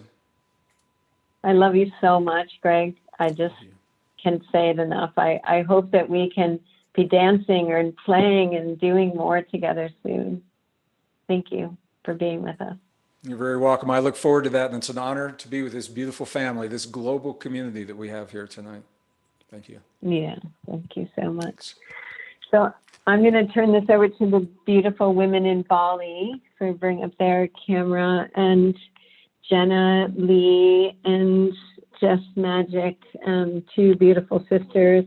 I love that you guys are in Bali, and we can feel your sunshine and your radiance. And I know this is the perfect moment to hand this community into your arms, Mama Jess and Jenna. It really is.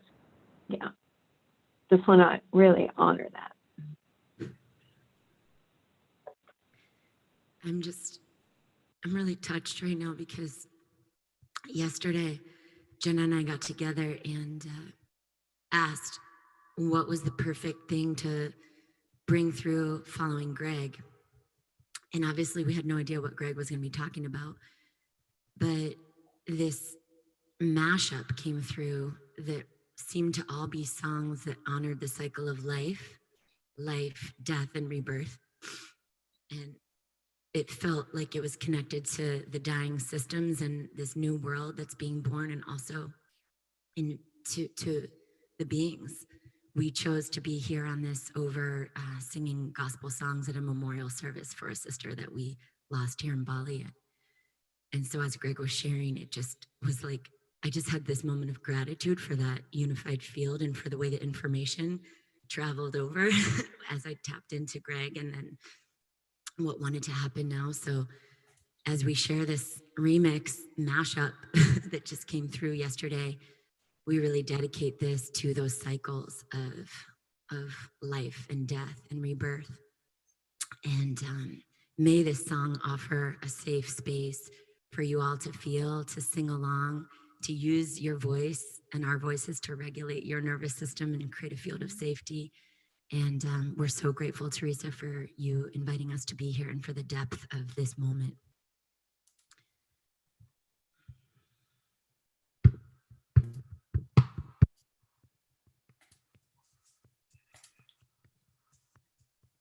Put your roots down, put your ear to the ground. You can hear what she says if you listen. Put your roots down, put your ear to the ground. You can hear what she says if you're listening. Sweet sound of the water as it moves across the stone. Same sound as the blood in your body as it moves across your bones. Are you listening? Are you listening? One black morning when this life is over, I fly away to a home on God's celestial shore.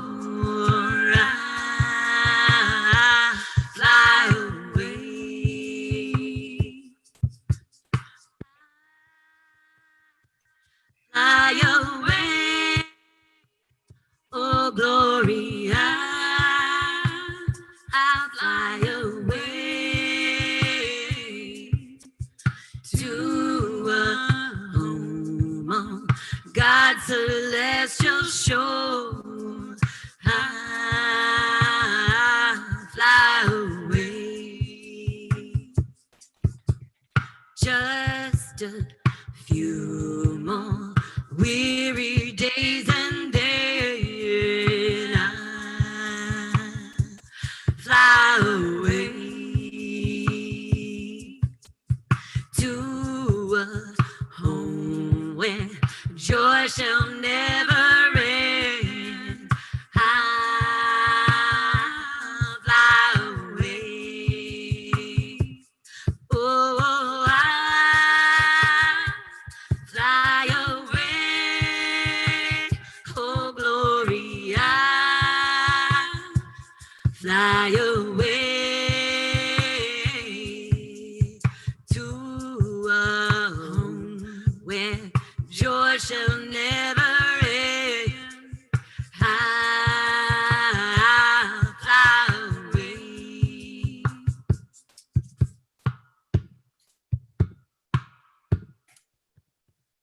I pray to the mother, I pray to the father, I pray for my sisters, I pray for my brothers, I pray to the mother, I pray to the father, I pray for our sons and I pray for our daughters, I pray to the mother, I pray to the father, I pray for the earth and I pray for the water. Pachamama,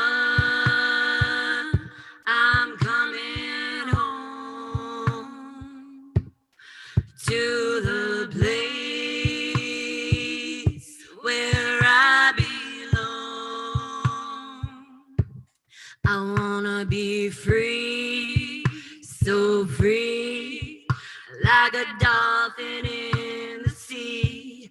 I wanna fly high, so high, like an eagle in the sky.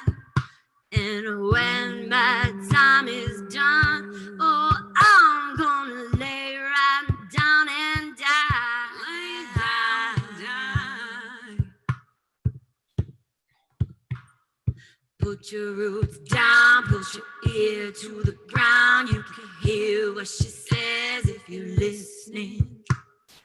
Put your roots down, put your ear to the ground. You can hear what she says if you're listening. Sweet sound of the water as it moves across the stone. Same sound as the blood in your body as it moves across your bone. Are you listening?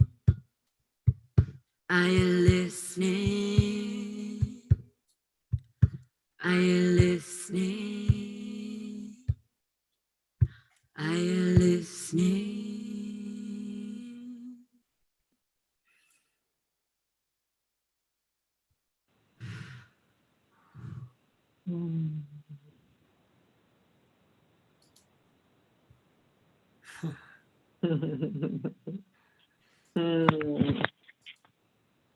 Thank you so much. We're listening. We're listening so deep now. That's the point, right? Like we're starting to really listen so deep that we can hear the sound of our own heartbeat and our mother's heartbeat and our unique purpose. And we can really start shining and showing up for who we were born here to be.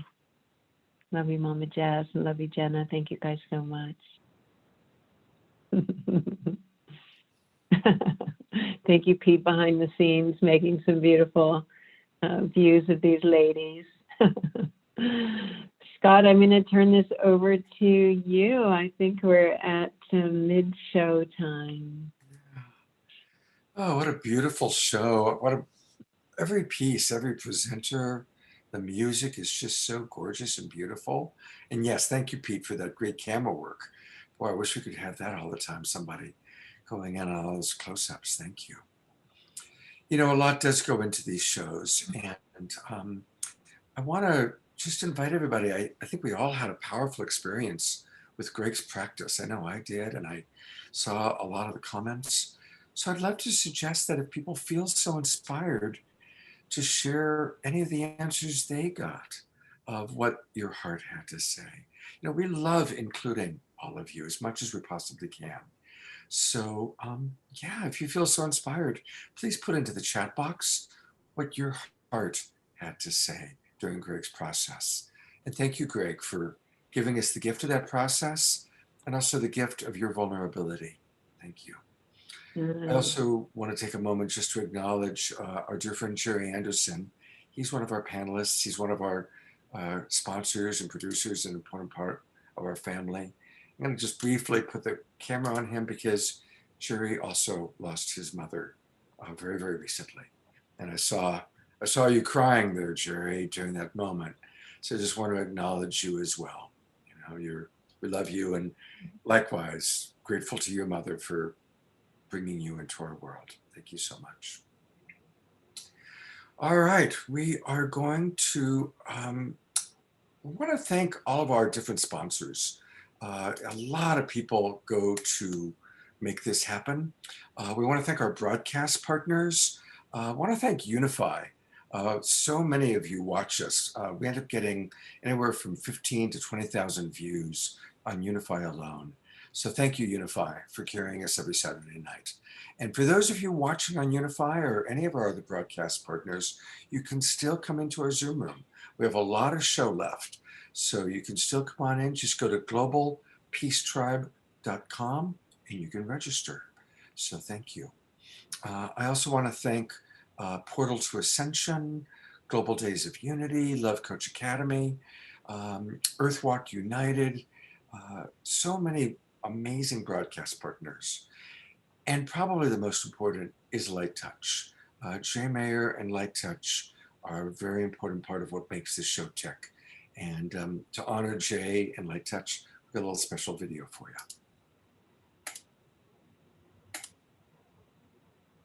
Light Touch is a wonderful way to bring both emotional and physical intimacy into our relationships. Light Touch is also a wonderful way for us to attract or magnetize what we are wanting. Thank you for blessing our blessings. Thank you for spiritual wellness. Thank you, thank you, thank you. Thank you for transforming my relationships. Thank you for the most divine relationships. So let's all remember to practice light touch.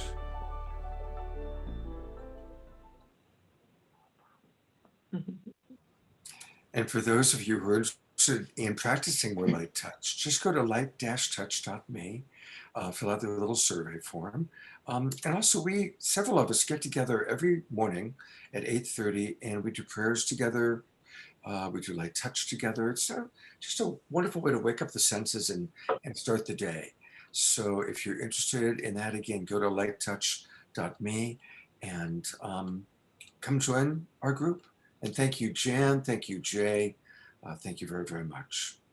And again, want to thank also, a couple of other broadcast partners that I didn't mention just now. Alan Steinfeld and New Realities. Alan helped put together our show with Mark Sims a couple of weeks ago. We're always going to work with Alan, just like we work with Teresa once every 3 months. We do a lot of regular collaborations, and Alan is one of our favorite people to collaborate with. Also want to thank the Disclosure Fest Foundation, Earth Dance Global, and Humanities Team. And finally, the Sign Network. Hundreds of people, groups, and organizations watching us on the Sign Network. So thank you, Joy and Summer Raymer. Thank you, John Raymer. You guys are great, and we really appreciate the collaboration. Finally, I want to thank those of you that have been donating to Global Coherence. And I'm going to just bring that up one more time, because you can still, this is a good time to go in there and donate. Go to globalcoherencepulse.org/donate. And I know a lot of you already have. Thank you so much. Let's keep this wonderful movement going. So thank you so much. And now, one last thing I'm going to do, and then I'll turn it over to my partner, Deborah. We have another video to show for next week's show. And again, Jay and Jan put these videos together, and they're really a lot of fun. So this is all about what we're going to be doing next week, and it's going to be pretty cool.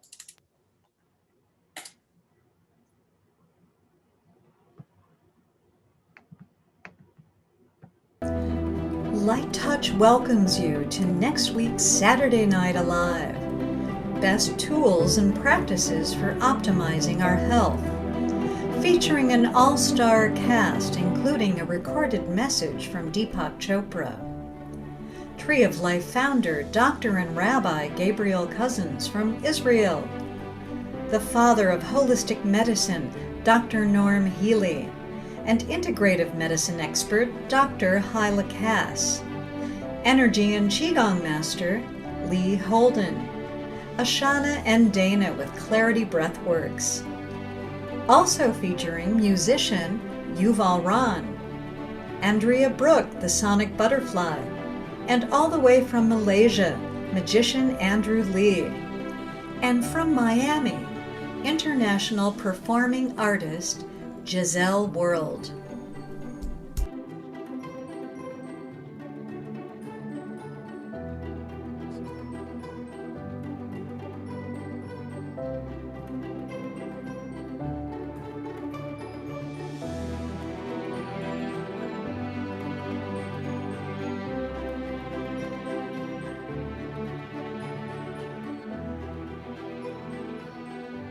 So please make sure you join us again next Saturday night. Tell all your friends about it.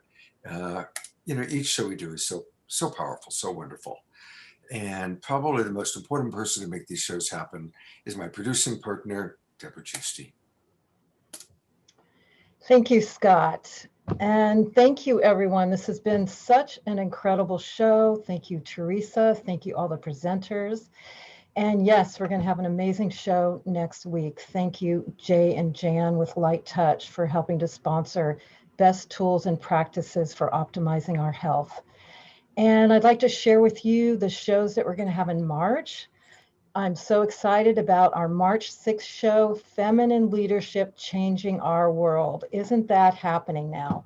We're going to have some really incredible powerhouses, Jean Houston, Rian Eisler, Claire Zamet, Kaya Ra, musician Jennifer Barazon, and we will have Andrew Harvey as our sacred masculine to honor the feminine coming out now and really changing our world.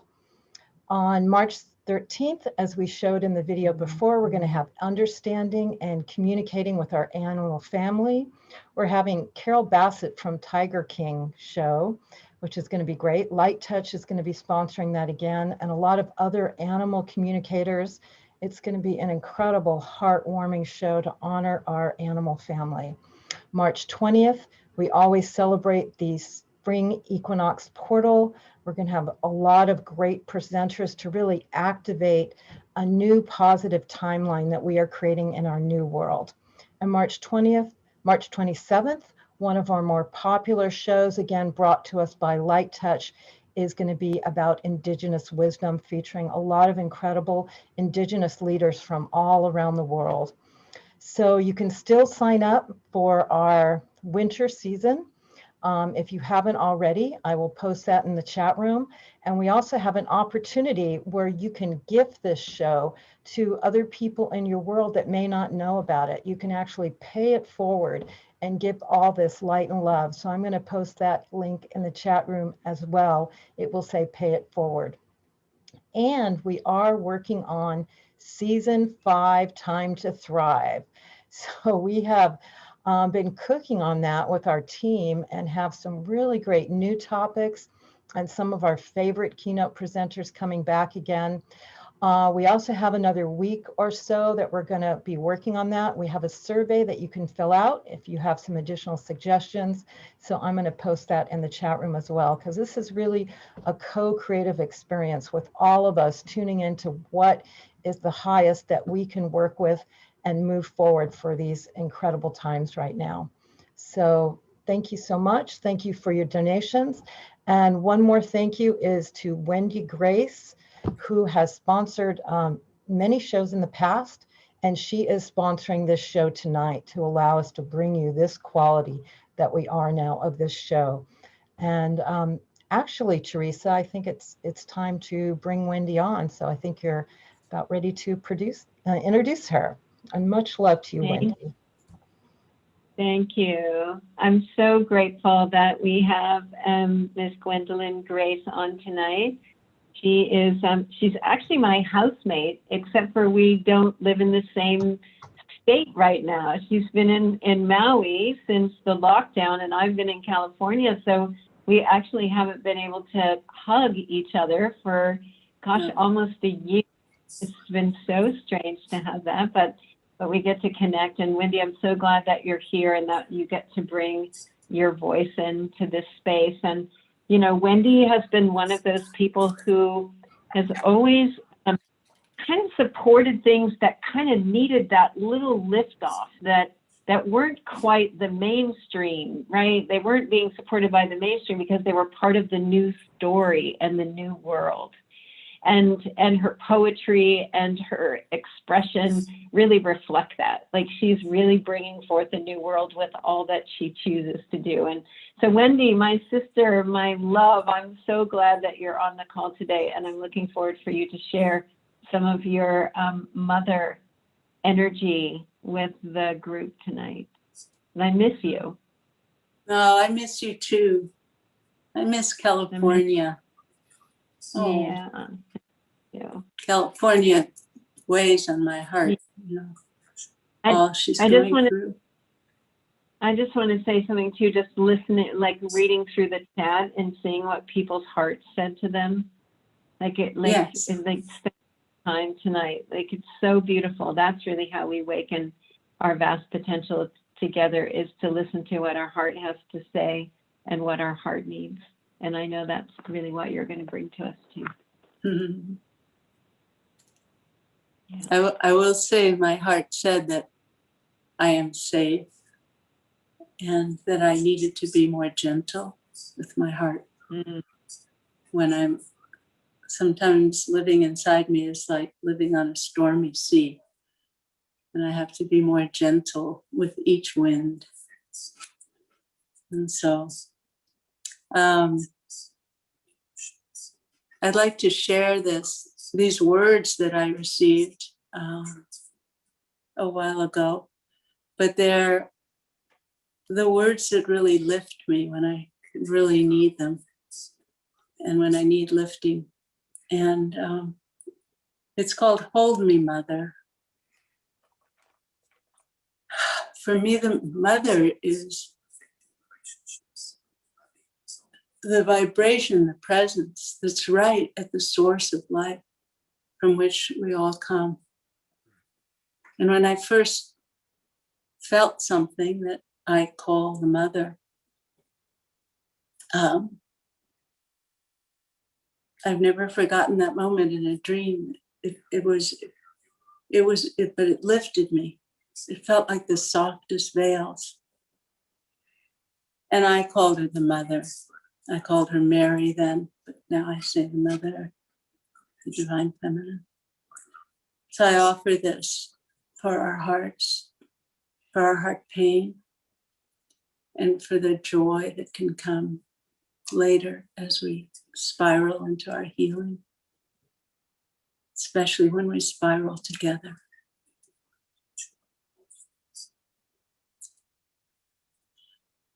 Hold me, Mother, in your sweetness. Wash me, Mother, with your prayer. Nurture me within your loving. Hold me in your pure desire. Holy Mother, I am so grateful. Devotion is unveiling me to tastes exquisite of your presence, this hurting world so wants to see. Holy Mother, it's you I serve. Awake in you, I bow with ease. Make my life a living altar to the offspring of your peace. Oh, blessed eagle, blessed condor, fly together in the sky, unveiling now a path of union opening within your love. Wash me, Mother, with your loving. Hold me, Mother, in my prayers. The earth will flourish understanding your love. Your love, Mother, holds answers for our cares. Holy Mother, I'm so grateful. You are unveiling me to taste exquisite of your presence with you, with you, with you. I'll always be.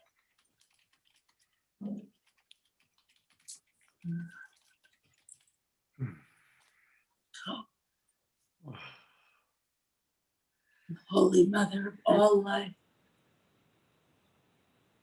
of all consciousness, of us, our hearts.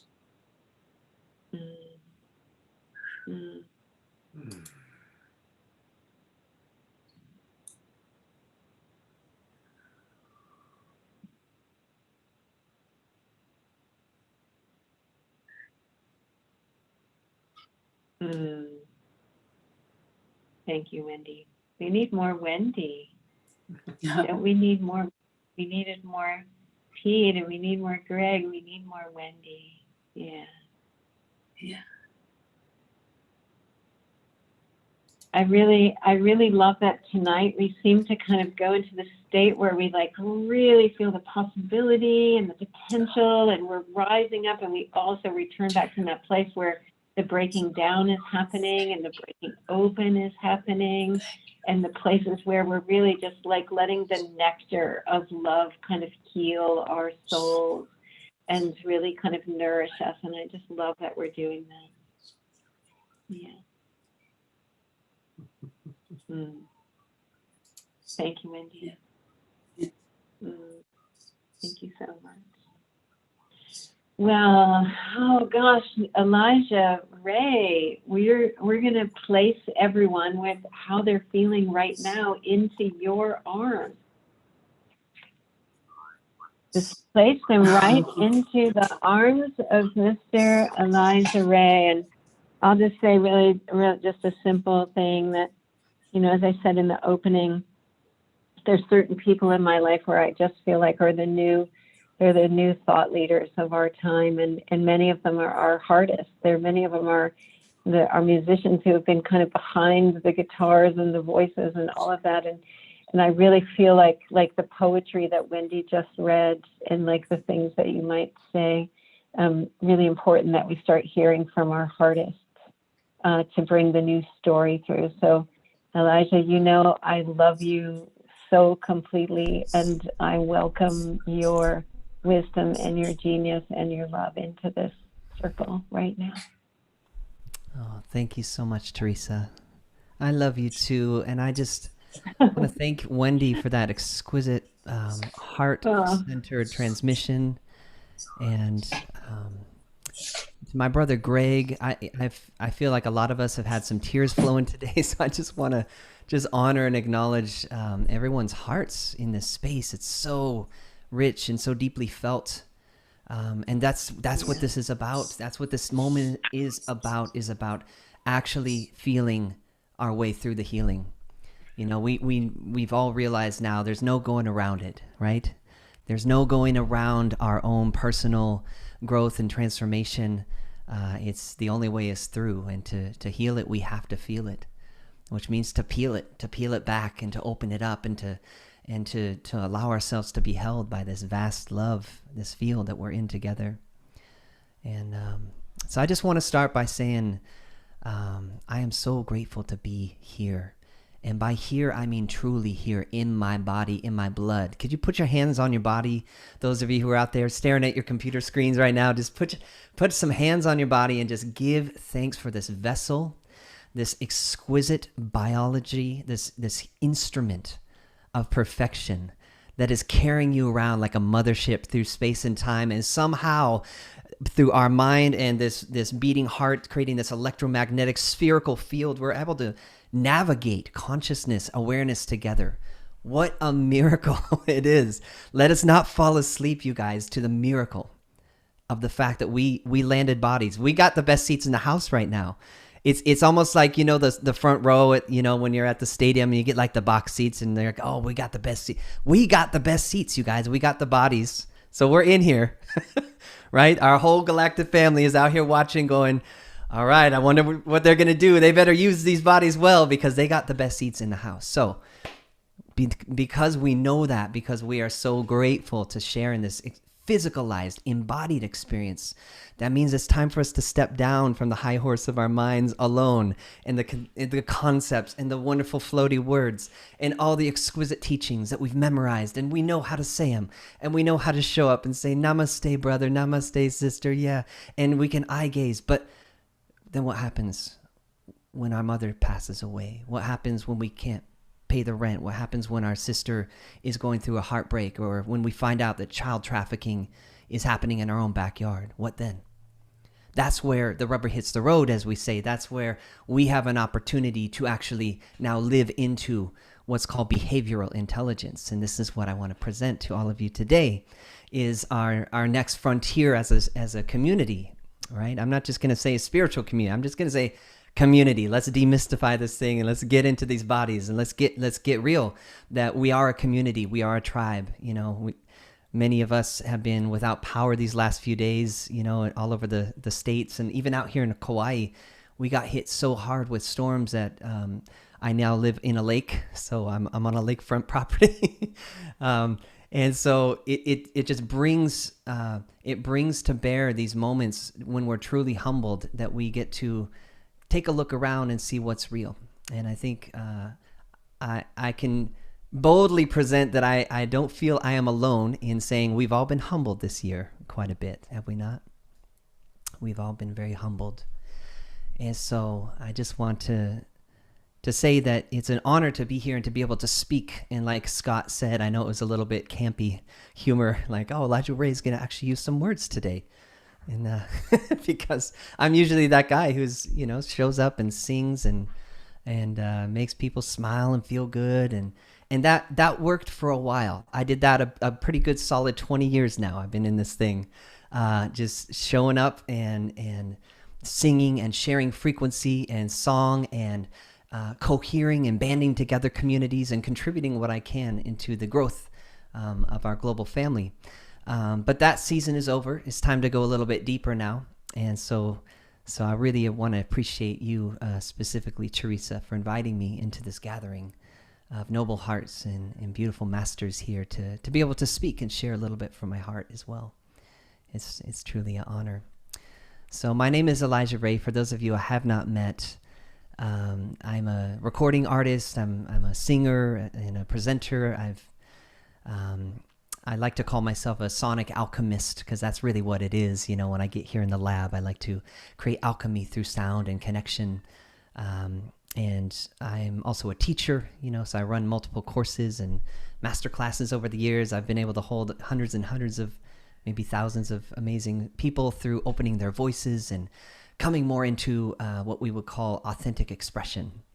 And so in the name of all of that, what I'd like to share today is really more of an invitation to all of you to really start using your voice. And I actually just want to just get real time right now. Even as I'm talking and I'm speaking, you can do something really simple for yourself to answer this question that we're all exploring today. And I'm going to repeat that question, which is, how do we awaken our vast potential? Well, the first thing you can do right now is the thing that every baby does when they're born. What happens? You come out of the womb and you start the awakening process and you go, ah, and you make a sound, right? So I want to invite all of you to make a sound. It can be a very gentle sound if you like, or it could be a big sound. It's up to you. But I'll keep talking and you start humming. Locate yourself in your heart center with this sound. Don't worry about me. Don't worry about other people out there. Don't worry about what masters and gurus have told you in the past. Locate yourself right here in your experience by making a sound. You call that sound home. Make a tone home.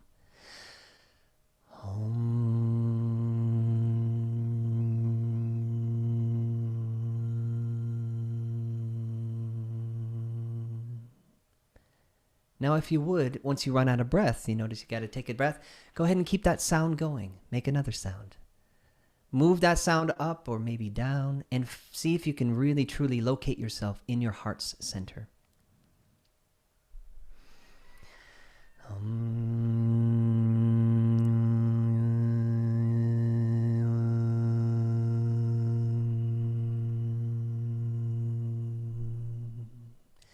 Now, once you've located yourself, begin to orient yourself to your spherical environment while keeping this sound going.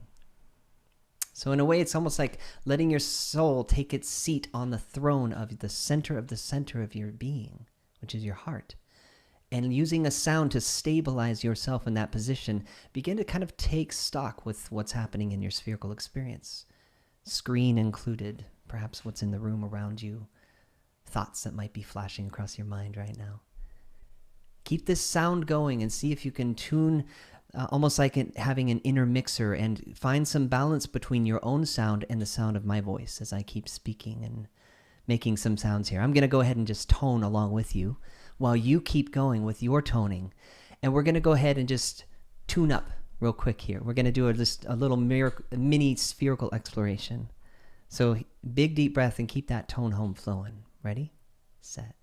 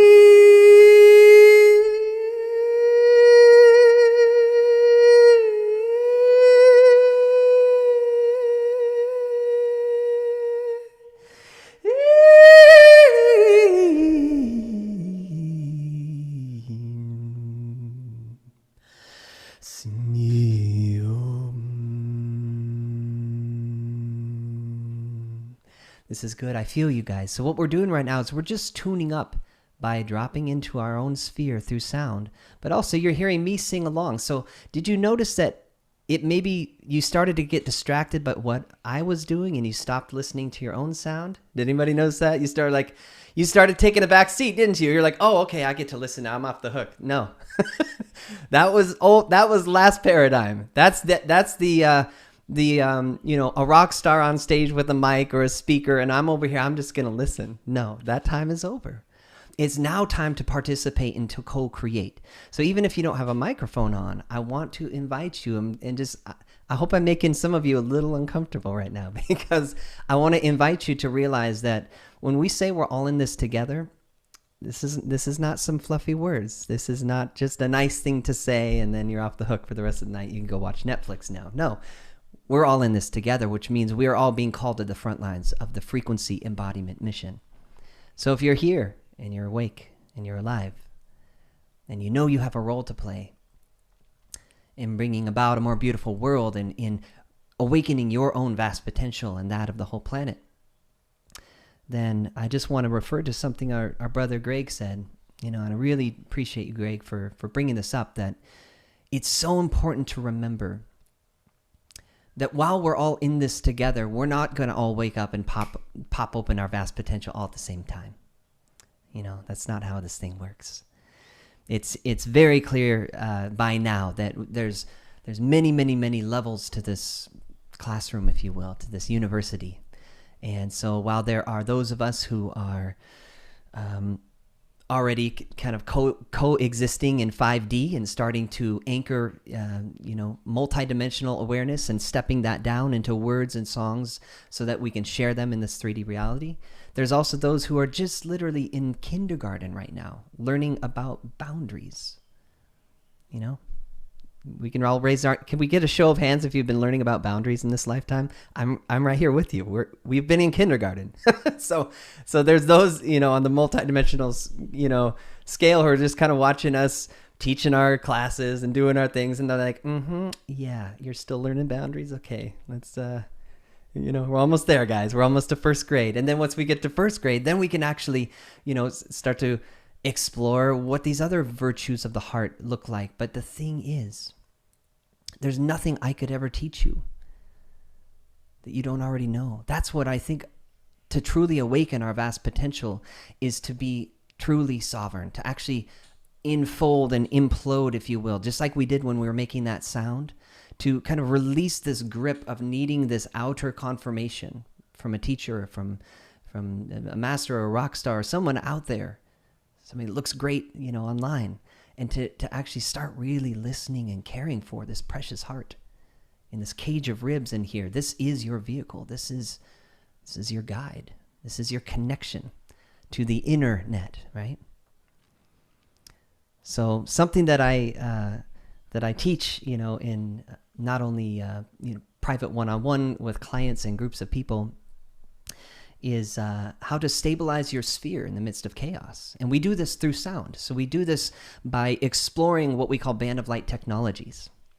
And this is like working with sound and light through the harmonization of our spherical electromagnetic fields by opening our voice of power and accessing more subtle and adept ways to sing and speak and anchor truth, beauty, the virtues of the heart through our throat chakras by expanding the way that we experience this moment spherically, right? This is not a linear progression. This is a spherical progression. So the more we step into our spherical, notice that the word sphere has the word here in it. So to truly be here means to become spherically aware.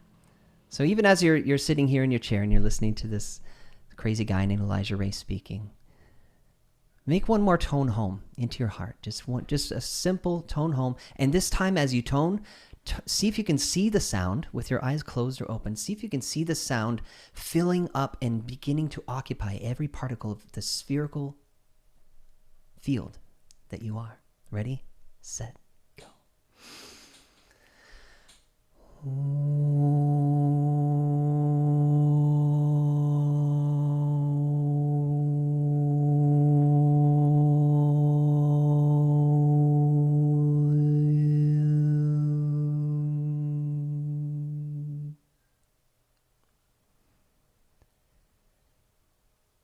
Did you start to feel your own sound filling up the space around you? And could you get a sense of the containment of that field and how by consciously occupying it with sound, you're now interacting and starting to reorganize the particles of the space around you to become occupied, right? Remember like Occupy Wall Street and all these movements of like, what about occupy your sphere? Let's start there. And then we can start to reclaim this planet and our rightful, stewardship of this realm from the parasites that are currently in power and banking. We can slowly regain coherence on this realm by occupying our own sphere. So this is what I teach. This is what I love to do. This is one of the most exciting movements for me is a very humble movement, if you will, which is really just about reclaiming sovereignty and understanding how to access the inherent capacities of this vehicle that we're in called the human body. So, once again, I just want to say that the answer to this question of how do we awaken our vast potential is likely going to be as unique as our fingerprint is, right, to each person. And yet there's going to be one thing that they all have in common. It's really, if we were to simplify it, would be to live a love-centered life, regardless of the external circumstances, to love God, the universe, our source, so much, to place that devotion at the core of our journey, that everything else starts to spiral and spin and organize around that. It's like in Wendy's poem, that beautiful sharing, how it invokes that love of the mother, invokes this, tears start to flow because we're like, that's the truth. I'm close to the truth now that I've heard that. I feel closer to the truth. Hearing my brother Gregg speak, hearing my sister Jess Magic sing from her heart, I feel closer to the truth. And when we get close to it, we often start then wanting to seek and kind of pad that experience by seeking for more people who are kind of speaking that. But I want to just challenge all of you on this call right here and right now to realize you are it. And to place your own personal spherical miracle and the occupying of your sphere through sound, through heart-centeredness, through coherent behaviors, there could be no greater work than this. Because how else could we actually contribute something to the field that is lasting and true and pure? And, if we truly want our contributions to make an impact, they have to be coherent, right? And yet I will be the first to put myself right out there in the middle and say, I've been full of shit in the past. Quite literally. I've had to do 16 years of cleansing and, doing colon cleanses, parasite cleanses, all kinds of detox programs to even get to a point where I feel like my head is enough above water that I can speak from a place where all of my cells are included in my message. Where I can speak from a place where it's not just, some nice fluffy language, but an actually embodied experience that's coming to you live right now from Kauai. And so this is the core of my message, which is really to live a love-centered life. Any child can do that, right? Any dolphin knows the purpose of the universe. Any puppy dog or kitty cat understands the reason for being here. And yet we as guardians or gardeners of this good earth, it's time for us to really curl in. And I feel like this time has given us an opportunity to do that, right? This unplug, this reset. We could talk for days about all the shadow aspects of what's happening right now and what is out of alignment, out of service, and inharmonious. And we see it. We're shining the light on it. Let's just say the lights have been flipped on, and it's very clear what's not working. So in order to make a contribution and to find your seat at the great round table of consciousness right now, it's essential that you do the work for yourself now. Take good care of your heart. Really listen to it, just like we just did a few times. Toning into your heart a few times a day I would say it's more powerful to me than almost any other spiritual practice I've dabbled in over the years. And if you just simply committed to making a few heart-centered tones before you got on that next call, before you make that big decision, before you step up to your relationship and tell them all the things that are wrong about them, if you were to just make a few heart-centered tones into yourself, into your heart, and occupy your sphere to the point where you can truly say, I'm here. Now let's begin, and let's see what kinds of harmonies we can create together. So from that place, I just want to share my deep love and appreciation for everybody. Thank you for, keeping your patience and your compassion alive and fanning the flames of your own care for yourself and those around you. Because like I said before, this is a vast university with many classrooms. And as our Uncle Gregg said, this awakening is not just going to all happen at the same time. So you might have popped through into another level, and you might notice that those around you are maybe not resonating with that level. Be compassionate. Instead of looking down on anyone, just say, wow, I now have access to something. Now that's giving me a new responsibility to find a way to ground into that, embody that, and now offer that as a coherent frequency contribution into the field around me.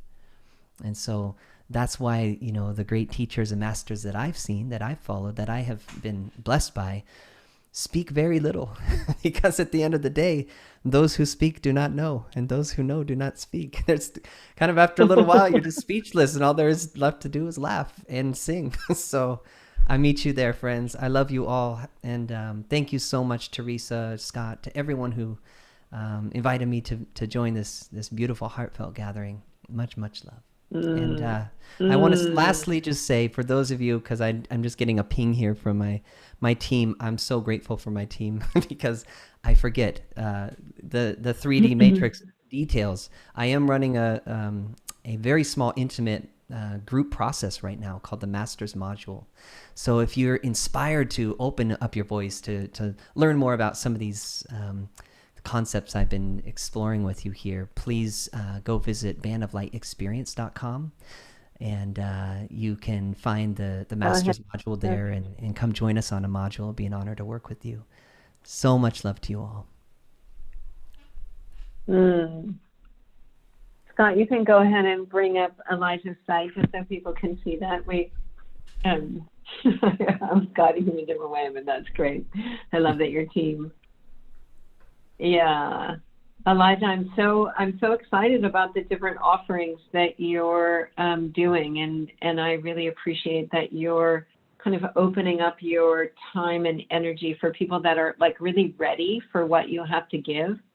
And I think that that's an important part of us kind of claiming our, our home base, our Taurus, right? Our own thing. It's like, what's the current of my purpose right now? What can I be doing essentially? And that's what you were saying, right? So if whatever is essential, put your energy there. And I also appreciated this simple practice of toning home and creating that field around us, that when we are in those relationships where, maybe they haven't quite popped through, that there's really some desperation, there's some real pain happening. The best thing that we can do is actually to breathe and create that space around us and not say a word, but just bring that love through. And I really felt that in what you were saying and embodying. And I'm right there with you. Like, we're the ones right now being called to like really up our game. Yes. Like, no more just talking about it, but let's really get real, that if we can hold coherence in the face of whatever comes, then we'll help the wave of awakening that's coming. So, yes. Thank you. So true. It's often listening that is the most needed contribution into the field. So thank you to all of you who are listening from a space of presence. That's I think a key distinction there. Sometimes you can tell the difference when someone's like listening to you tell your story, and they're like, yeah, and they're like scrolling in the background.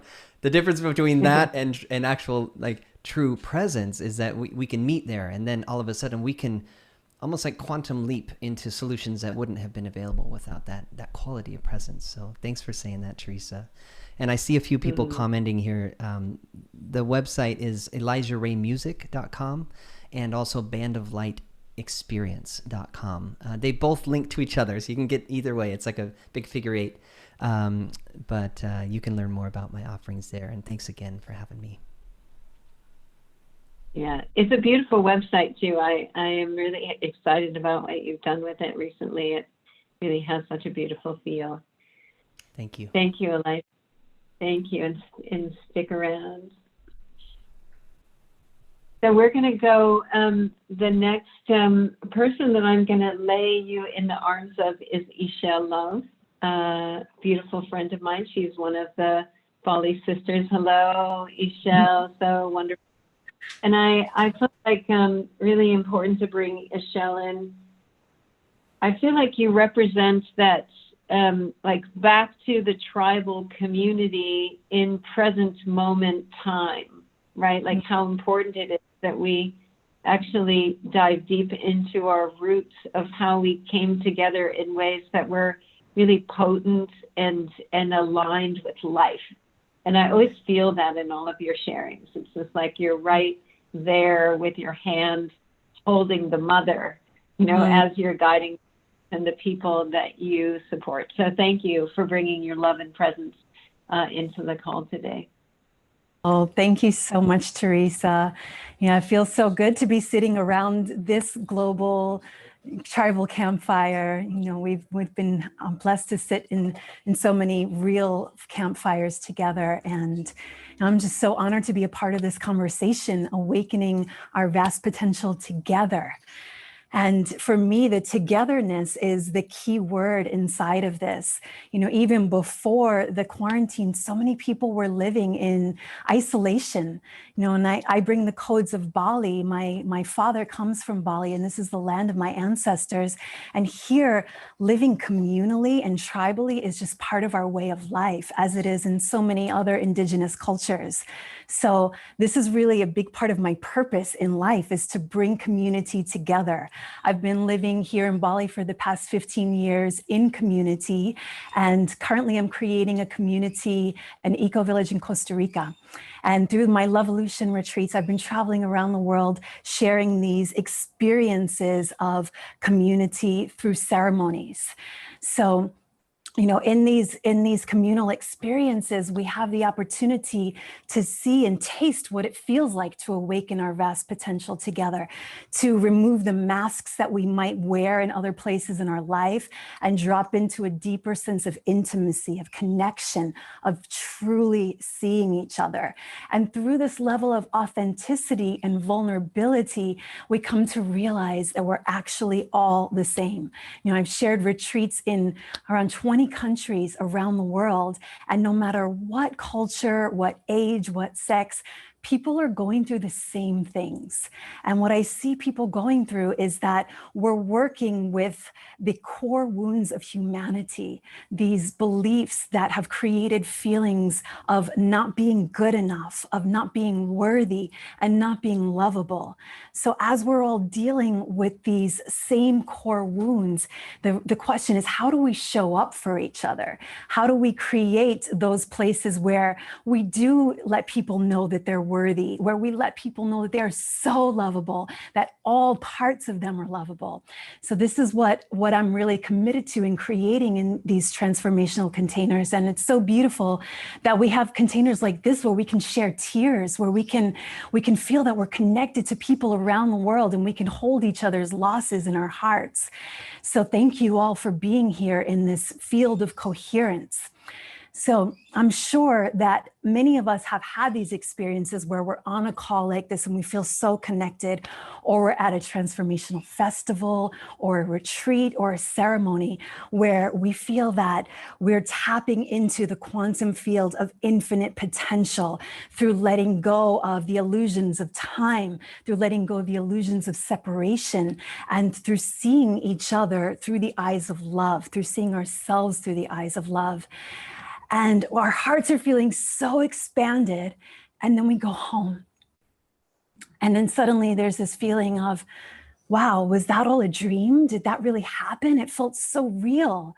But suddenly I'm feeling disconnected again. I'm feeling isolated again. So what I'm really excited about is, how can we carry that forth? You know, I heard Gregg, Braden share about that. How can we carry forth that feeling of coherence into our lives? So I've been working with people in private sessions and integrating these transformational expansive experiences, primarily the ones that have come through working with plant medicine ceremonies.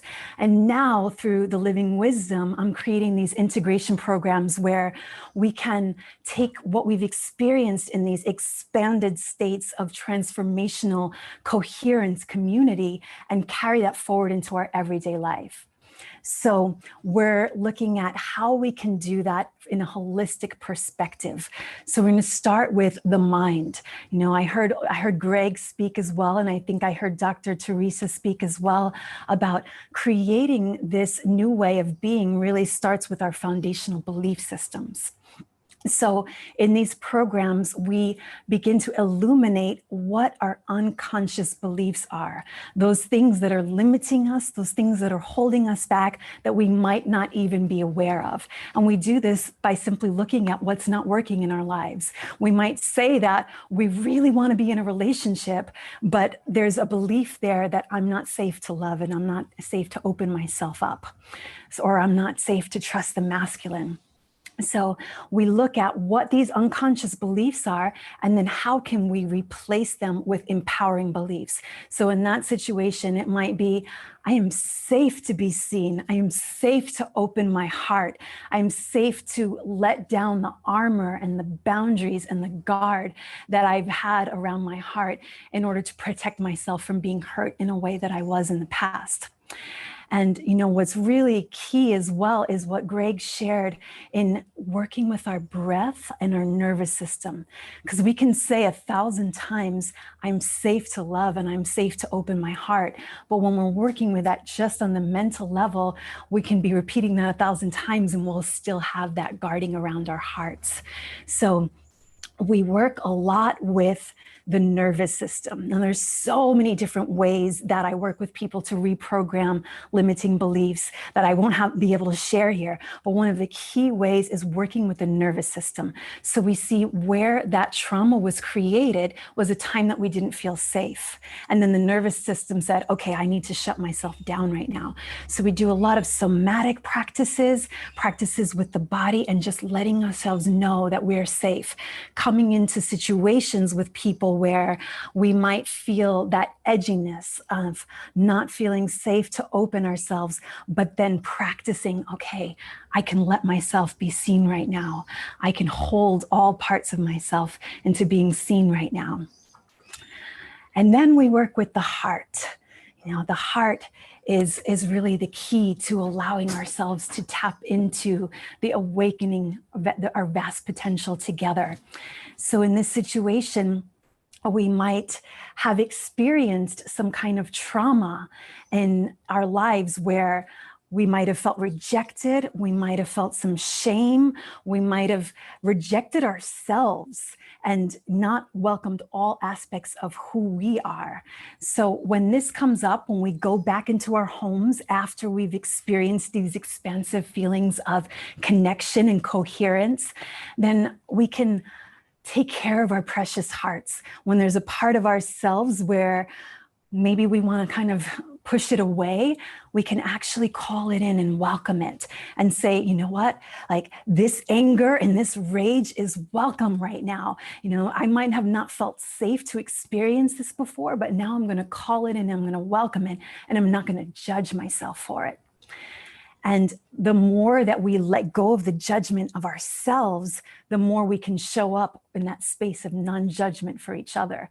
And I truly feel that this is the essence of unconditional love, as we're creating a world that is led by love rather than fed by fear.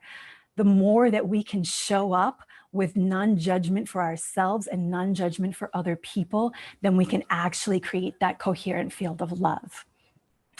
And then, of course, we go to our bodies. You know, in order to integrate this into our lives, it has to be integrated into our bodies.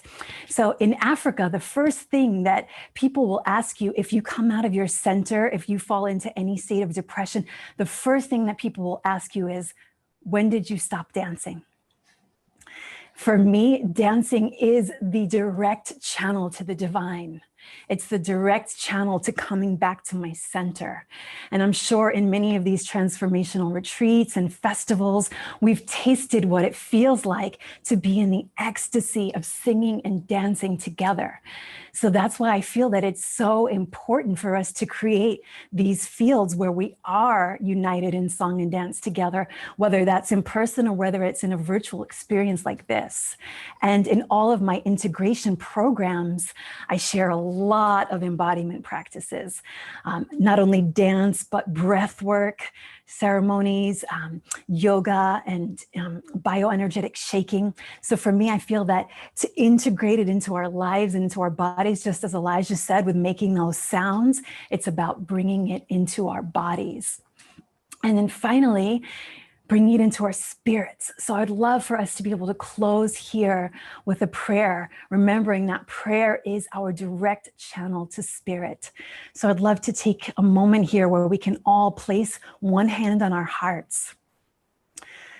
Make a sound into our heart as Elijah guided us to. Let's make a hum. And let's place our other hand up as an antenna, broadcasting this field of coherence out to all the people that are nearest and dearest to our hearts, to all the people that we love and care about, and especially to all of those people that are feeling isolated right now. So may we remember that we have the opportunity to awaken our vast potential together as a humanity by coming together, by how we show up for each other with pure, unconditional love and radical acceptance. May we remember that first showing up for ourselves in that place of radical acceptance is the key to being able to broaden our perspective and take in other people's ways of being. May we offer our life as a ceremony with every step a prayer.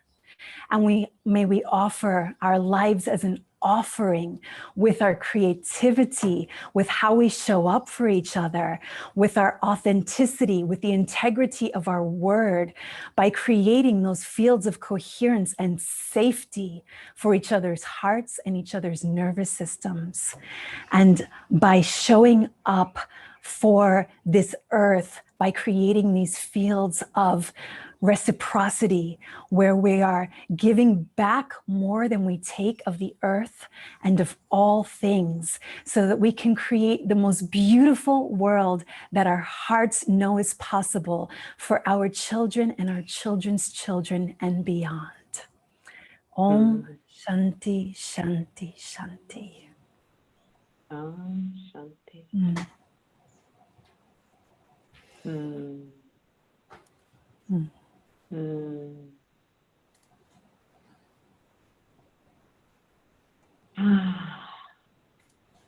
so be it. So it is. And so it is. Thank you for bringing it together. Thank you, Mama. Thank you, Ixchel. Beautiful. And you have a beautiful offering to share. Do you want to say something? Your website is gorgeous. Thank you so much. Well, here's one thing. There's a free breathwork practice there. It's a practice of priming where we remember that we are sovereign, powerful creators of our reality. And in just 11 minutes, you can manifest all your visions and dreams with grace and ease and create anything you want for your life, your health, your body. So if you click on that, you can receive that free 11-minute practice. And yeah, just you can go onto both of my websites, sign up to be on the mailing list.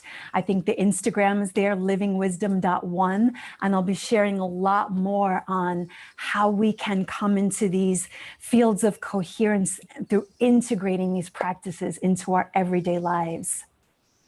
Thank you, Ixchel. It's beautiful. Thank you, Teresa. I love you so much, so much. Thank you. I love you too. I'm gonna make a little shift in the flow of the program, and I'm gonna go to Matia, because that prayer, I could feel that prayer like moving through Matia right now, and I really just want to bring you back on camera, my sister, and I just want to like lay everybody into your loving arms right now, my sister. Yeah, feels like it's time. It is so. It is well. It is done.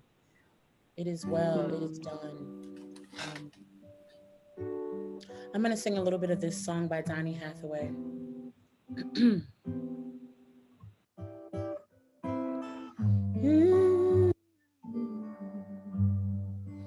Ooh.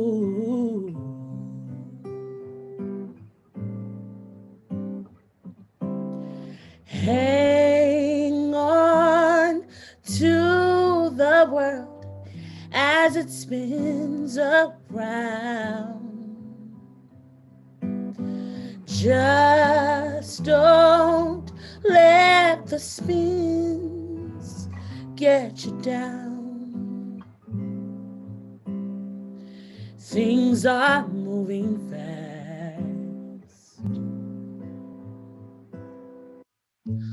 Hold on tight and you will last. Keep your self-respect, your many prides. Get yourself in gear. Keep your stride. Never mind your fears. Ooh, brighter day will soon be here. Take it from me, someday we'll all be free.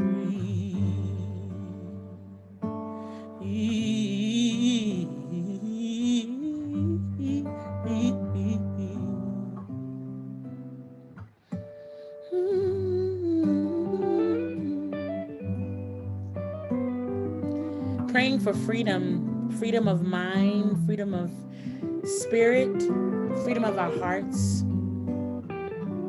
We're praying that we'll be able to one day all be able to be free.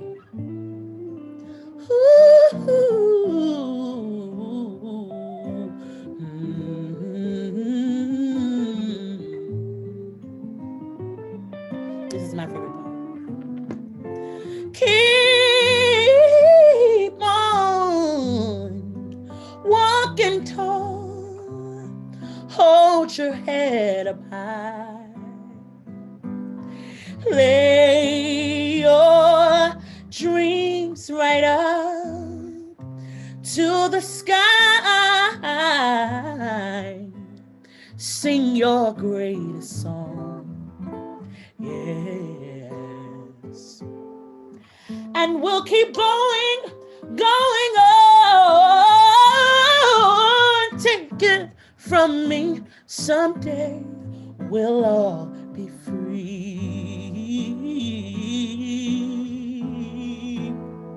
Oh, just wait and see, someday we will all be free.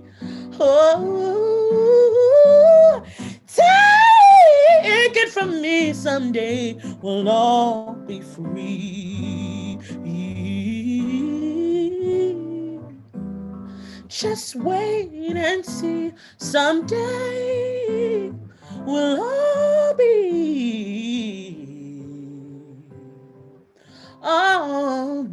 free.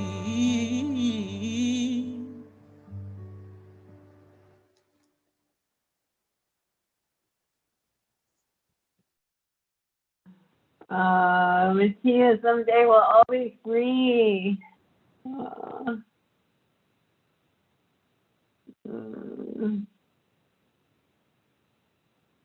Let's just stay with us for a minute. Let's just stay with us for a minute. You know, you started us off and you brought us right into the most tender place of our own heart. Yes. And then you took us right to the place of our freedom. And I really, this is only the second time that I've met Matia and had her on this show. And it's not going to be the last time that we're going to see this woman in anything that I'm doing. And I really just want to acknowledge that it's not just your voice that you're bringing. And I know my acknowledgement is touching you really deeply, Matia, because I'm feeling the gift that you bring onto this planet. And I really want to say thank you. I really, really want to say thank you. Thank you. Yeah. Thank you so much. Yeah. So we'll see more of Matia. We need more Matia on the planet. Thank you. Thank you, love. Wow. All right. Pete Longworth. Mr. Pete Longworth. Ah, that was so good. Another truth drop. Saturday Night Live. I like that this is a regular thing on Saturday Night Live. Don't you, Pete? Don't you think this is a really good thing? Yes.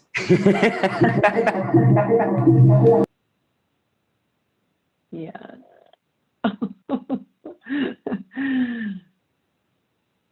It's Mercury retrograde. It's the last day. It's actually like the day when Mercury goes into stillness. I kind of felt that when Matia, you were just doing that. It's like whatever happened in the last 3 weeks, this is a moment where it all comes to a pause and it all gets integrated and something new emerges from here. And that's our freedom when we choose it. So, Mr. Pete, I know you got it going. Truth drops. Truth drops are evocative pieces of short form video that are dedicated to delivering meaningful messages effectively. It's a place where well-earned stories get refined and serve as powerful life lessons for others. It's a potent playground for wisdom. Wisdom that gets distilled down to its most essential essence. They're intelligently crafted and then artfully delivered. No gimmicks, no BS, just pure, uncut, single take message. Truth drops are an open door, an opening of a door to greater potential. And it is my privilege to share with you a truth drop that we created with a dear brother, Mr. Adam Apollo, who provides an incredibly illuminating perspective on how through acceptance we can deepen into our potential. Accepting the truth of our history changes everything. Studies have shown that our emotions can cause our DNA to contract or expand, bring us to disease, or restore our health. What happens when we change how we feel about our lineage and our ancestry, that which is encoded in our DNA? What happens when we change how we feel about our childhood? What happens when we change how we feel about the past and human history on this planet? Can we change who we are going to become by accepting more of who we are and who we have been?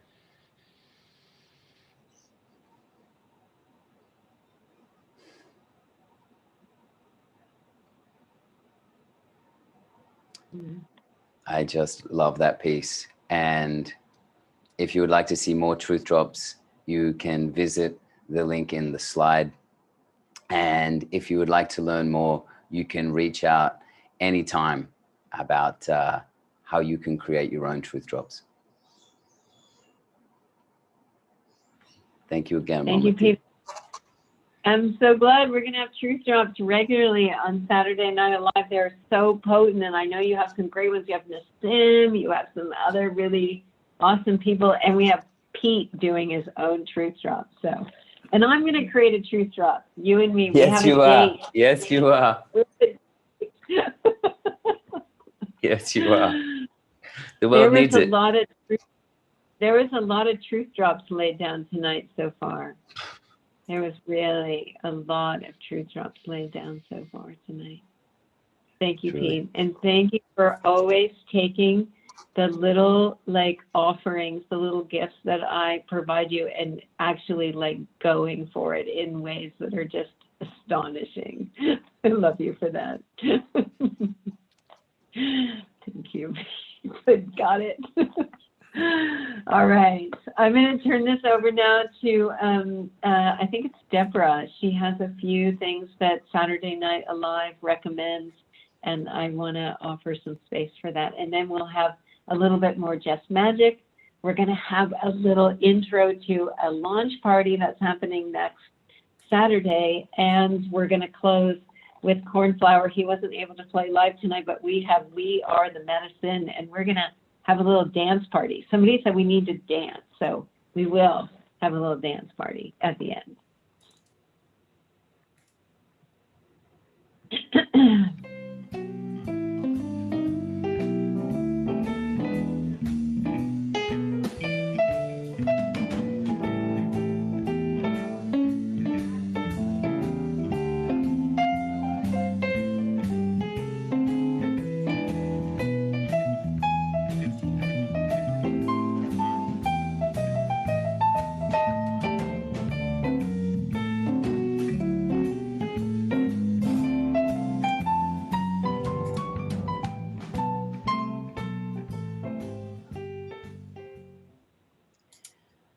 Thank you, everyone, for, again, an amazing show. And this is part of the show where we get to share some cutting-edge opportunities that are now coming out during these highly evolutionary times. So one thing we want to share with you tonight is in regards to a new paradigm medical device that uses the power of healing frequencies and frequency medicine. Nikola Tesla said, if you want to understand the universe, try to understand it in terms of energy, vibration, and frequency. And Albert Einstein said, the future of medicine will be the medicine of frequencies. So the Healy is a wearable bioenergetic frequency healing device that analyzes your bioenergetic field and delivers customized microcurrent frequencies for optimum wellness, homeostasis, and cellular regeneration. I have personally had one for the last 9 months. I'm on computer a lot of the time, especially because of birthing this program every single week. And I have found that it's helped bring my energy into balance after being on the computer all day.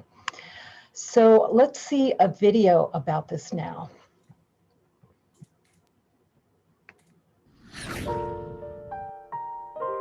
Healy is the new revolutionary machine that supports you in all the important areas of your life. This easily wearable device helps you to improve your well-being in a holistic and sustainable way. Whether for health, wellness, fitness, beauty, or the mind, Healy is extremely versatile. Healy's unique and specific frequencies can be used at any time to help on all levels with your overall well-being. You can easily navigate fast through the list of programs. The app is simple to use, and once installed, you can quickly choose the program that you desire and then transfer it to your Healy. With the 16 program groups, you have access to over 140 programs. The program groups can help you, ranging from stress, anxiety, pain relief, fitness, beauty, and peace of mind, or simply you wish to get a great night's sleep. Healy supports you in all areas of life. Try out Healy now for a better and healthier life.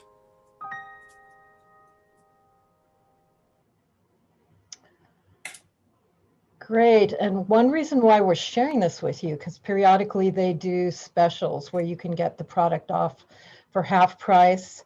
And this is going to happen through March 1st, so it makes it really affordable. And I want to bring on now Ann Rogers, who's been working with Healy for a year or more and knows a lot about the product, has had a lot of experience herself and working with other people. So thank you, Ann, for coming on and saying a few words about the Healy. Thank you. This is the little Healy right here.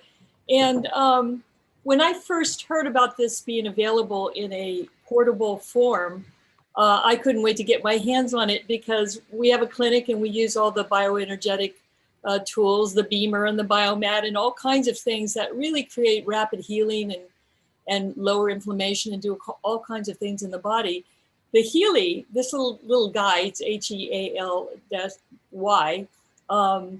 is something that many of our friends here who are even on the program here have little Healys, and it just balances us out. The inventor of Healy was a monk for 12 years. He was a quantum physicist who wanted to really discover, you know, how do you describe God in quantum physics terms? Well, he found that he was right between understanding God through consciousness as a monk, but he also was a quantum physicist. And he put together all these healers in Europe who were using this Rife type of technology and figured out a way to put it through our cell phone. And you download it from a cloud, you put it on, you wear it. And I've used it to correct so many things. It's like a little doctor for the house. I've recently woke up with a bladder infection, and I used a program to figure out which frequencies I needed, and I did them, and 2 hours later it was gone. So we have a special going on right now, and that's why Deborah brings this up every once in a while. It's because you can get it for anywhere, half price in many cases. So you can get it anywhere from $500 to $1,500 when it's normally upwards towards $2,500. So it's just an opportunity to jump in, get this little. Hi. Oh, there you are. All the programs are included with it, and it's an amazing little tool. So if you're interested, were you going to put up the information, Deborah? Yeah, it's in the chat room, and we'll also put it in the email that you get on Monday, which has the replay. So you'll have it also sent to you. And Anne's available to answer your questions. Yeah, that's the main thing. Is this thing is not necessarily easy to use. In some cases it is if you're tech savvy, but I recommend that you contact us if you buy one and let us train you, let us help you. It's an amazing little tool to add to your life. But let's do it together because it really makes a difference when you get trained on it. And that's what I'm making myself available to for Deborah's group. Thank you, Anne. I've got a Healy. I use it all the time. Deborah kept talking to me about it, and I was like, come on. But you know what? It gives me better energy and has helped me with back pain as well. So get your Healys, or at least get information. And you know, this is a good reminder why it's really best for people watching on Facebook to come on into our Zoom room, where you can get, it's easier for you to get all the chat, so many links going back and forth, and just easier to track all that's going on this show. So Saturday Night Alive is growing and expanding in wonderful ways. And one of the things we're beginning to do now is to take our favorite teachers and give you an entire day with them. And so we decided we wanted to start with Andrew Harvey, who is amazing. He's my personal favorite living teacher at this time. And here's what Andrew has to say about the very first workshop we're going to do. It's going to be with Andrew on March 14th. My name is Andrew Harvey, and on March the 14th, I will be presenting with Scott and his crew a fabulous day dedicated to the new book that I've written with Carolyn Baker called Radical Regeneration. In the morning, for 2 hours, I will lay out the radical vision that is exposed in that book of the great death that's happening in our global dark night and the extraordinary promise of birth that it holds. I believe that the dark night that we are in is the birth canal of a new embodied divine humanity. And I will lay out that belief in precise ways that will both warn you and galvanize you. Then in the afternoon, I will offer the vision that I have of radical intimacy with all things and the challenge to be noble in our time, and offer practices that can sustain both that level of intimacy with all things and strengthen that nobility that leads us forward into becoming sacred activists and birthers and warrior midwives of a new world. I love that. Beautiful. That's 1 minute, isn't it? Just amazing. You know what? I didn't time that one. He's amazing. He's just like so passionate. This guy's written 45 books. He's collaborated with people like the Dalai Lama. He speaks multiple languages, and he has an understanding on a very profound, dynamic level of what's going on this planet. So spend a morning and an afternoon with us. And Deborah's putting into the chat box the links. I'll just pull it up briefly so you can take a look at it. And again, you can come in for the morning from 9:30 till 11:30 Pacific time, or the afternoon from 1 o'clock till 3 o'clock, or you can do both. And of course, I encourage you to do both. Most important thing, register now and you'll get the early bird price, which is significantly less expensive. So come and register now. Then the last thing we want to share, and our Global Peace Tribe recommends, again, all these incredible people we meet. So most of you know I do a show every Friday night, and I do a show every Sunday, usually featuring some of our favorite people that we've seen on Saturday Night Live. And tomorrow morning, as my special guest, I've got Carolyn Corey, who some of you have seen on this show. She's an amazing visionary, very psychic, very an example of what human beings are capable of.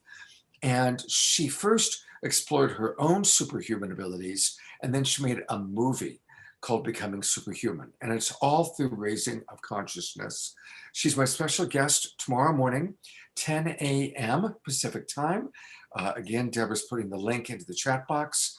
You can watch live on Facebook. Just go to my page or Love Coach Academy, or come into the Zoom room, and then you can come in and ask us questions. So hope to see you all tomorrow morning. Carolyn Corey is amazing. I did not know her before Saturday Night Live.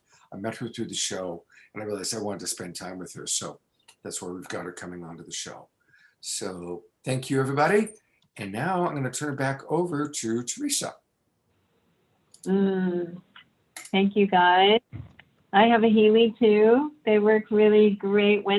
Grace actually turned me onto it, and such a wonderful thing for us to use vibrational medicine to support us in our healing.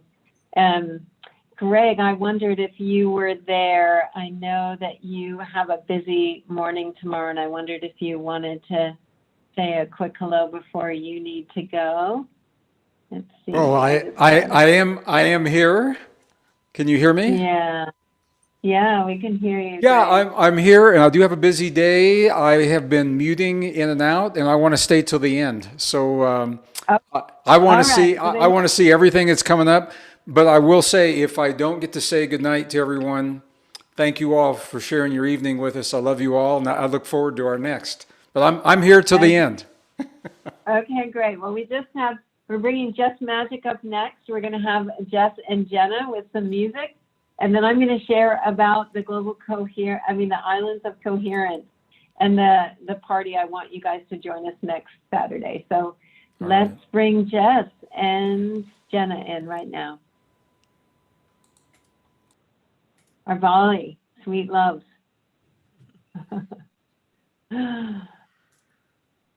Not going to say a lot of words about this one, but this is dedicated to all of you that just show up in your dharma, in your passion, in your service, and in your love. The song's called The Call.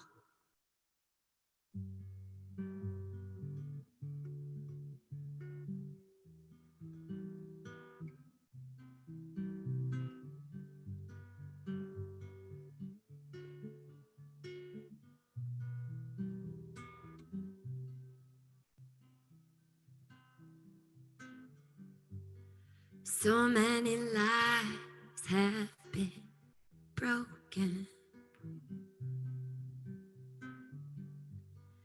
and their stories remain unspoken.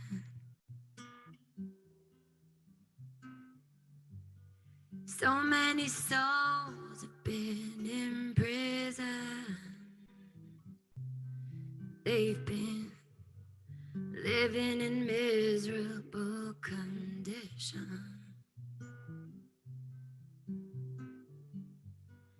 Innocence lost, what is the cost? So much pain, we can't go through it again. What is the cure? How can we be sure? What if the healing starts here with you? You heard the call, you made the choice that led up to the change. Now the world's not the same. You heard the call, you made the choice that led up to the change. Now the world's not the same.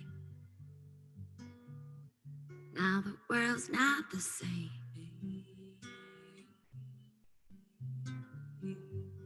So many living without vision.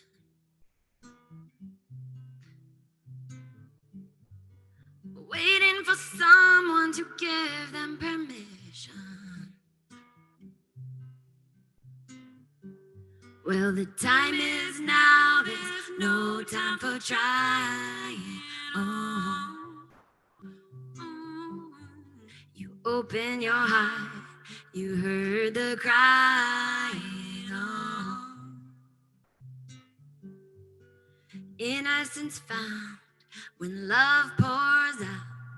That's what the heartbeat is all about.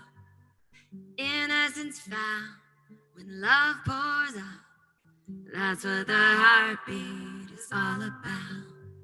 You heard the call, you made the choice that led up to the change. Now the world's not the same. You heard the call, you made the choice that led up to the change. Now the world's not the same.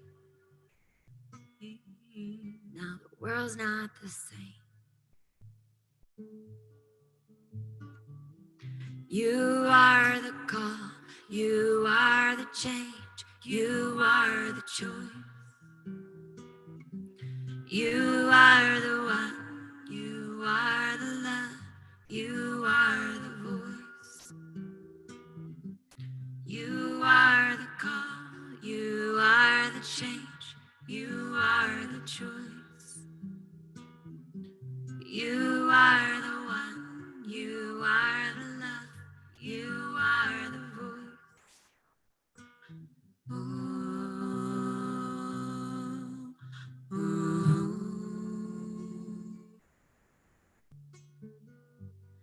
You stood for freedom to fight the slavery. And then you overcame fears just to face your bravery.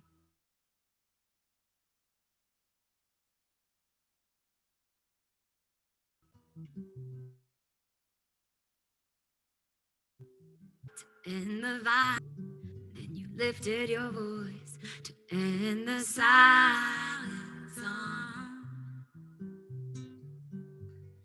Innocence gained, replacing the pain.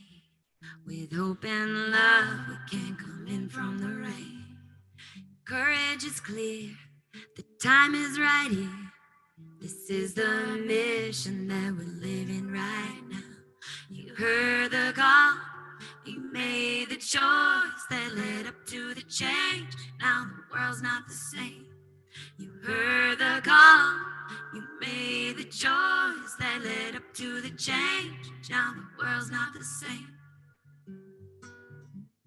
Now the world's not the same. So, in these final moments of this song, I would like to invite you to close your eyes and bring into your mind's eye and your heart's awareness somebody in your life, maybe an unsung hero, maybe it's yourself, who has dedicated themselves to devotional service, showing up, especially during these times, in a way that brings more love, more healing, more action, more heart. And we'll sing these last words. You are the call, you are the change, you are the choice, you are the one, you are the love, you are the voice. And we'll sing that in dedication as a sound bath of acknowledgement to all those unseen moments of devotion. Thank you, all of you watching, for hearing the call, making the choice that leads up to the change, even the small changes that have cosmic significance. You are the call, you are the change, you are the choice. You are the one, you are the love, you are the voice. You are the call, you are the change, you are the choice. You are the one, you are the love, you are the voice. Oh.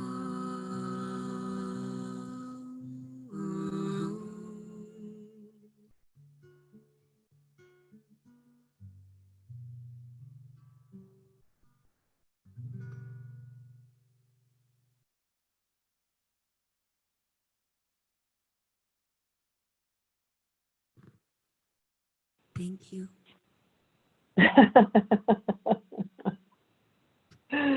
Oh, bring those girls back on in the shared screen so we can see them. Oh, I love you guys so much.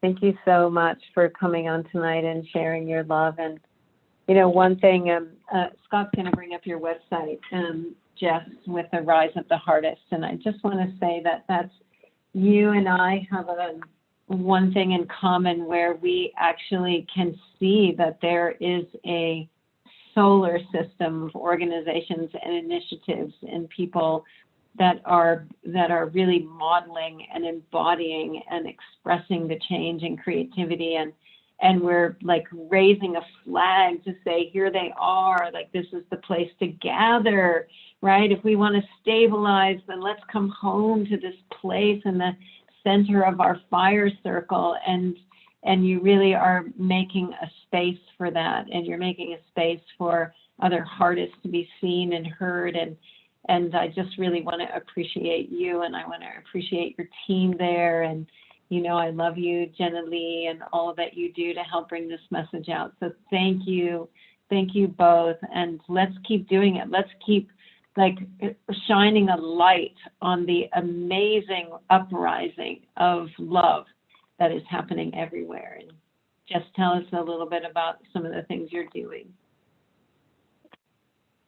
Yeah, I mean, Rise of the Heartiest is really at the core of the Dharma here, and introducing heartistry as a meme, which I love so much how you've adopted that, and so many of our collaborators have adopted that as a meme, because it really speaks to this archetype that is the marriage between the lover and the artist, the creator, and also that who is devoted to service at this time. Probably if people want to get more involved with their own heartistry right now, the best way is to get involved with this program I have called Free Your Voice. And it's really beyond singing. It's this idea that we don't sing to be good, we sing to be free, and that Ixchel spoke about it, and Gregg spoke about it, and Elijah spoke about it, but there's this opportunity to go into the somatic intelligence and to release barriers and blocks so that we can be the most liberated, free versions of ourselves. And the voice is a channel that allows us to express our soul out in the world. And as we learn how to do that, as we learn how to resonate from our soul, resonate from our heart, and then bring the quality of that level of embodiment and wisdom and connection through our voice, it allows us to have a completely different experience of being human. So that's an offering that you can check out on my website. And the last thing I'll say is that Jenna and I and our friend Kita are recording an EP. And this is the first time people are like, oh, where can we hear your music? I'm like, well, if I'm playing the ukulele, you can hear my music. But we're recording, including that last song we just sang, we're recording an EP. So if you want to stay in touch about that, just sign up on the website, on my website, and we'll keep you posted about what's happening. But the release will be in April. Woo woo. Yay. Thank you guys so much. And, you know, the other thing, Jess, I just want to say that you guys are really raising a flag for, making visible, is our need to support the heartists. Like, you know, if you're inspired by whomever right now, and they're nurturing you in some way, like give them a little love, give them a little bit of resources. Like, we need to fund the new world. We need to stop funding the old story. We need to really watch where we're putting our resources and our time and energy. And I really appreciate that your initiative with reimagining the 1% is really calling us all to say, like, what if we invested some of our time and our energy and our resources into funding and contributing and experiencing the new? And so thank you for that. It's time for the modern renaissance. It's happening. So the heartists and funding the heartists, I call them patrons of the hearts, but it was patrons back in that era that believed in this certain quality of artistry that helped lift a whole civilization out of a depression, out of the dark ages. And so we're in that right now. And I do believe that it's the heartists, and by elevating those heartists and storytellers that you are so attuned to curating, Teresa, and that are on this show, that's a huge way that we're going to actually experience this phase shift. Thank you, guys. Thank you so much. Thank you. Blessings to everybody. I'm just going to, I'm sharing a screen on a different part. So there we go. I'm just going to go, and I'm just going to do a quick little something. And then we have one more show promo of an upcoming show, and then we're going to end with Cornflower and have a little dance time. So those are our two things left, so stay on just for a few more minutes. And I will just say, as I said in the beginning, that I think awakening to our vast potential is an inside job first and foremost. And this little image here, I've had this for a really long time. This is what Elijah was talking about with our Taurus, with this energy that radiates from inside of us. And I really think that that's really the first place that it happens, but it is in community. It is in a communion of souls that it happens. And I've been drawing these images for a long time. If you see some of the images that I've been drawing over the years, for the last 20 years, as I've been working with pioneers like Barbara Marx Hubbard and Gene Keys and Resonance Science Foundation and Thrive and so many others, I've been seeing this clustering that begins to occur as the awakening begins to happen. And I think that we are being clustered right now. I think that we're being gathered together when we come into that place of wholeness inside of ourselves, and we begin to attune into the current of our purpose, and we begin to find the part of the body, the new body that we are. And these are the kind of images that I've really seen in my mind's eye and my heart's eye, that this is what's occurring right now. It's that we're finding ourselves, investing our time and energy, really finding where we actually feel alivened, and that's where we're investing our time and our love and our energy. And this quote, when I was working with Barbara Marx Hubbard 20 some years ago, the moment that I heard this quote, when a complex system is far from equilibrium, small islands of coherence. We've been a small islands of coherence tonight. Small islands of coherence in a sea of chaos have the capacity to lift the entire system to a higher order. And the moment that I heard that quote, I had this cellular experience that we were the answer, and that our coherence would be needed at some moment of time. And it really set me on the path of my life and my life of service. It's like everything that I've been doing since then is, first of all, how do I cultivate greater presence and resonance and coherence in the heart of my own life? And how do we join together to do that? Because I believe it's the islands of coherence that are what's needed from us right now. And so in fulfillment of this feeling of purpose, the team that has been producing the Global Coherence Pulses, we have created something. Whoops, I'm going to go back to that.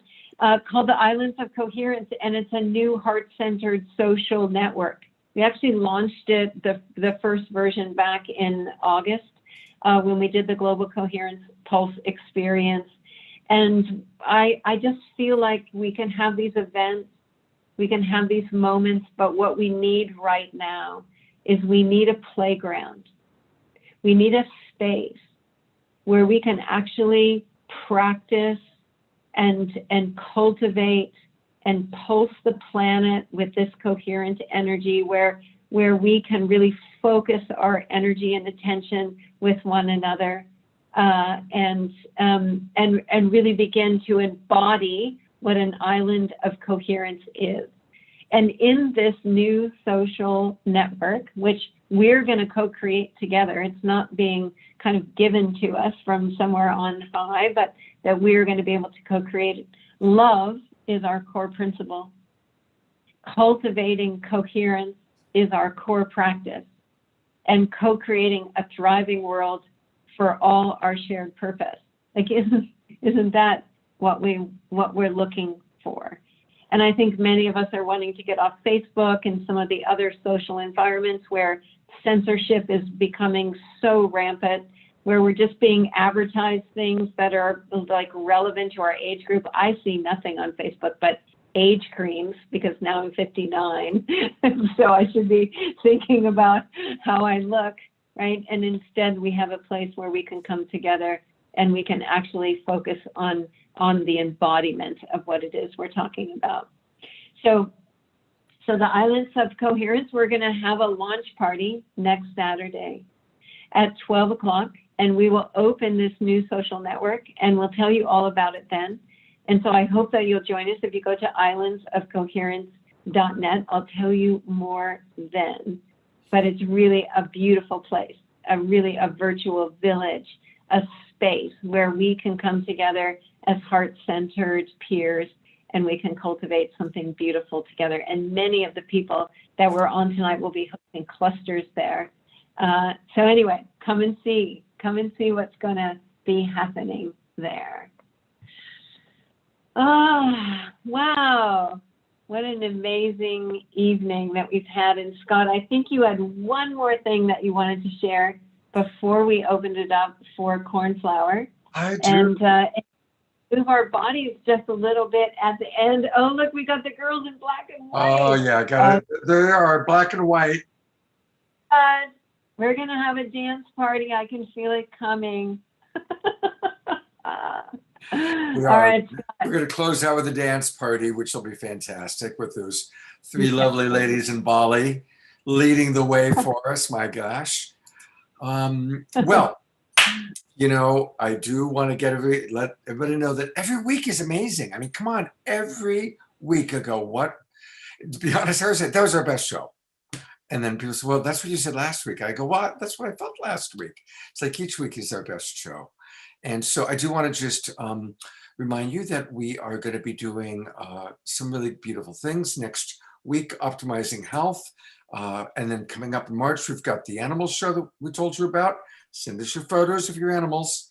And we're also going to do another Indigenous show, also brought to you by J. Mayer and Light Touch.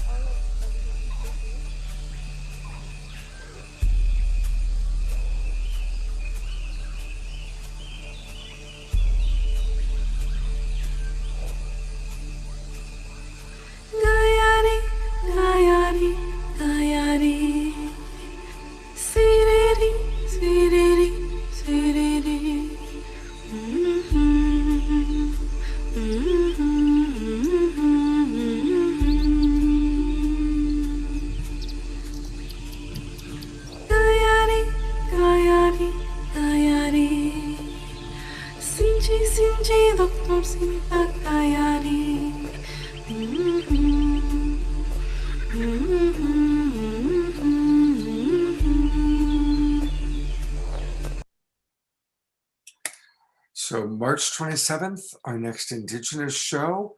And Giselle, who just saw singing, she's going to be performing on our show next week. So we're really excited about that. So definitely join us. And I think now to wrap us up, we're going to bring on one of our favorite musicians. You've seen him on Saturday Night Live many times before. Teresa, I'll let you say whatever you want to say about our beloved brother, Cornflower. Cornflower, I'm so happy to have you on today, and I'm so sorry we didn't get to hear you live, but we're going to hear you. We're going to hear you with one of my favorite songs of yours. And also, you're another one that I just know that we need to hear more from you with your words as well as your music. So I'm looking forward to bringing that forth from you. And I love you, Cornflower, and I know that we have lots of dancing to do going forward. I'm going to bring Cornflower into a course that I'm going to be creating on living in the current of your purpose, because every time I talk to him, I feel like he's opening to ride that current right now, and so hearing from him will be so valuable. So Cornflower, turning it over to you, and well, let's have a dance party.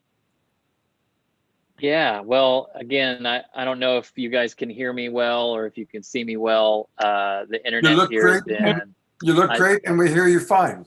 I'm so grateful. It's been a journey and an opportunity to breathe. And I think to tie it into what the focus of this this event has been about, awakening to our potential together, is how we respond to moments of challenge, and how we flip the script on our perspective of what it is that's being presented to us, because everything that shows up is showing up for us. And that's been a lesson I've learned over and over. And I feel like I'm finally starting to relax into that truth. And tonight was an opportunity to relax into that truth and to hand it off. And thank you, Elijah Ray, for my dear brother from the One Mother showing up and bringing my favorite song of his to play earlier. So thank you, brother. Oh yeah, there he is.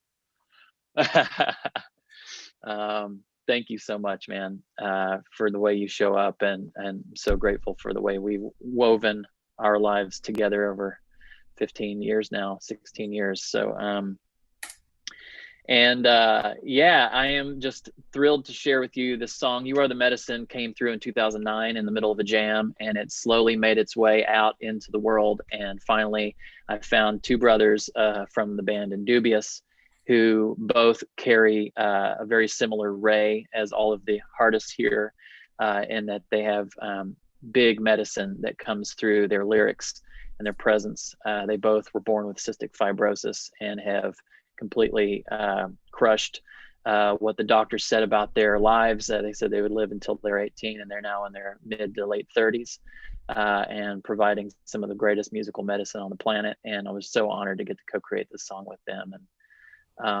And I'm so grateful Teresa called forth this song, because I think it really sums up a lot of what everyone was speaking to today. So with that said, I think Scott is the maestro with the play button. So I love you all so much. Thank you so much for being here. And, you know, ironically, your audio and your video is perfect right now, just so you know. So it's a cosmic joke. You know, these guys in Dubious are amazing. So that you're playing with them is something. So I'm going to start the video, but everybody start dancing. And I may go back and forth a little bit between visually seeing the video and visually seeing our beloveds in Bali and anybody else dancing. So here we go. Awesome.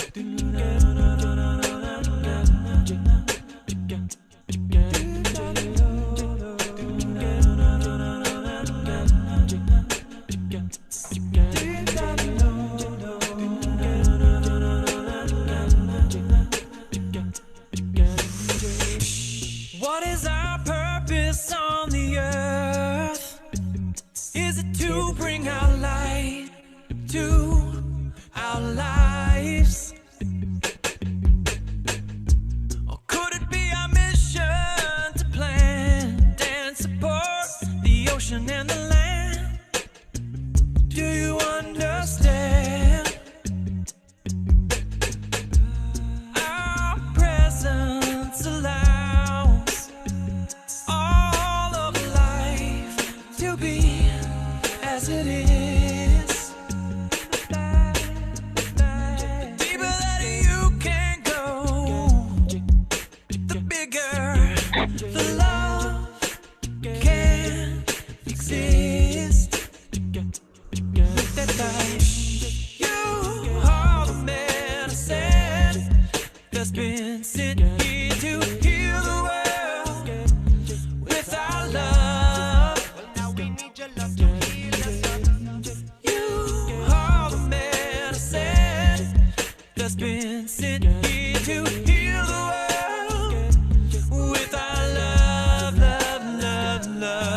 It is so magnificent, the way your love's a present that you can bring everywhere you go.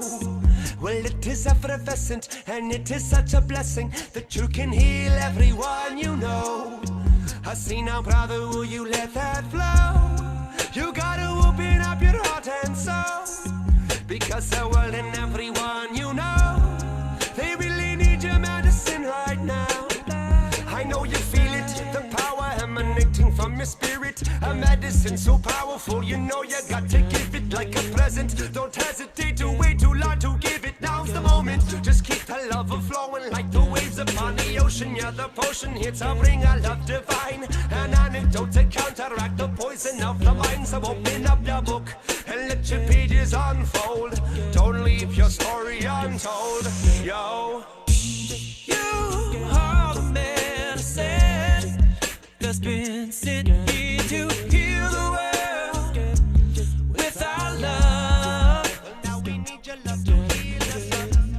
You are the medicine that's been sent here to heal the world with our love, love, love, love. I say the road to the top is not the same unto your heart, so be careful of the path you're treading on.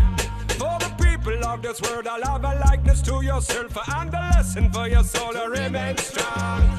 The light, it is a vehicle for all your inspiration, but the darkness also plays a major part. For the balance in the world will help you see your higher self, to bring the medicine, the hope, to right the wrongs. Your life, it is a prayer, so someone tell me where, yeah, we can find a temple when your God is everywhere. It's not the things you wear or the music that you play, it's the quietude of mind to help to bring the lion's share. You see, people listen you, cause everything you do is devotion in the holy recognition of the truth. Yeah, and if we only knew the humble are the few, or you could bow your head and you could see it all in you. Well, yes, it's true. You are the medicine that's been sent here to heal the world with our love. We really need your love to heal us.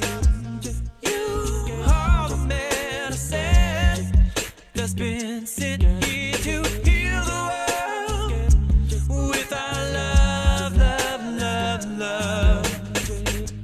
When we expand our awareness into every cell, we awaken the light. And now our presence evokes to all those whom surround the light inside. Our presence allows a doorway into consciousness. The deeper that you can go, the bigger the love can exist. Oh, you are the medicine that's been sent here to heal the world with our love. Now we need your love to heal us. You are the medicine that's been sent here to heal the world with our love, love, love, love. You are the medicine that's been sent here to heal the world with our love. You are the medicine that's been sent here to heal the world with our love, love, love, love.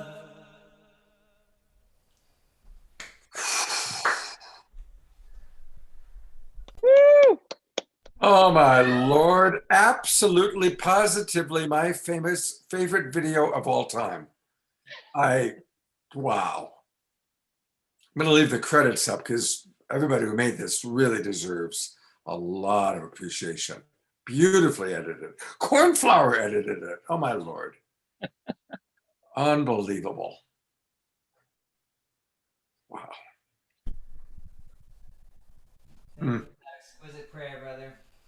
Thank my you, Elijah. God, so good.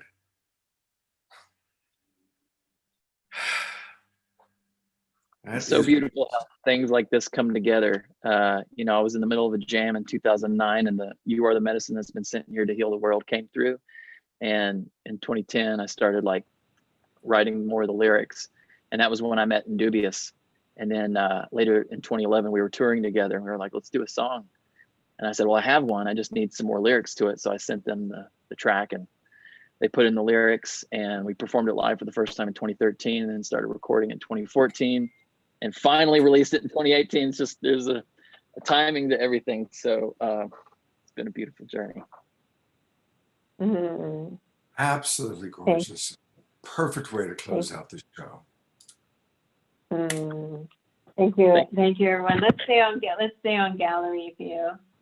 I just want to thank everybody for coming tonight and adding your love into this exploration of how do we awaken our vast potential together. And you can see we're already doing it. It's happening right now through all of us. And we need each other. We need moments like this where we can come together and just remember.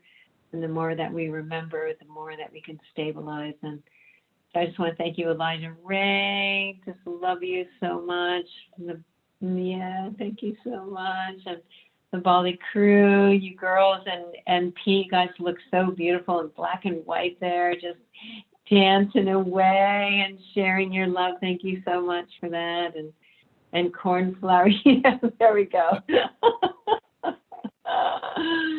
Oh, and I brought in Daniela and Maxie, who are some regulars on our Global Coherence Pulse and on our breakout groups. And Maxie's like, I don't know, how old is Maxie? I don't remember how old he is, but he's like my youngest fan.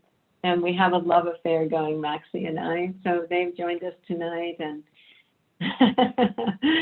And Jay, thank you for all that you do to make Global Coherence Pulse happen. And Deborah and Scott.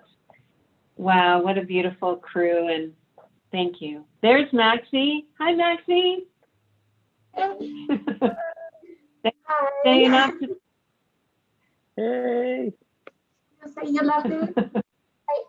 I just love our house party. You love our house party. It was the first party we joined, and he loved it. He loved to see Gregg again, and we are with you, Gregg, and with all of you, feel so connected. Thank you. Love to see you. Yeah. Thank you all. Thanks for showing up tonight, and thanks for inviting us into your living room and into your heart and into this exploration. And let's keep asking this question, and let's keep finding out what it actually takes to awaken our vast potential together. And come to our launch party next Saturday. Next Saturday. I'll be there. We'll be there 12 noon Pacific time. And then, of course, at 6 o'clock, Saturday Night Live again. Thank you, everybody. It was wonderful. What a great, amazing group of high vibe beings. And thank you to everybody watching. You know, obviously, people here on camera get to get the exposure, but you know, each and every one of you at home, you are all just as important. We're all precious cells, imaginal cells, finding each other and creating the butterfly out of the dying caterpillar. And so God bless each and every one of us. Thank you. Great job, Teresa. Love all of you. See you soon. Bye. See you all next Saturday. Bye-bye.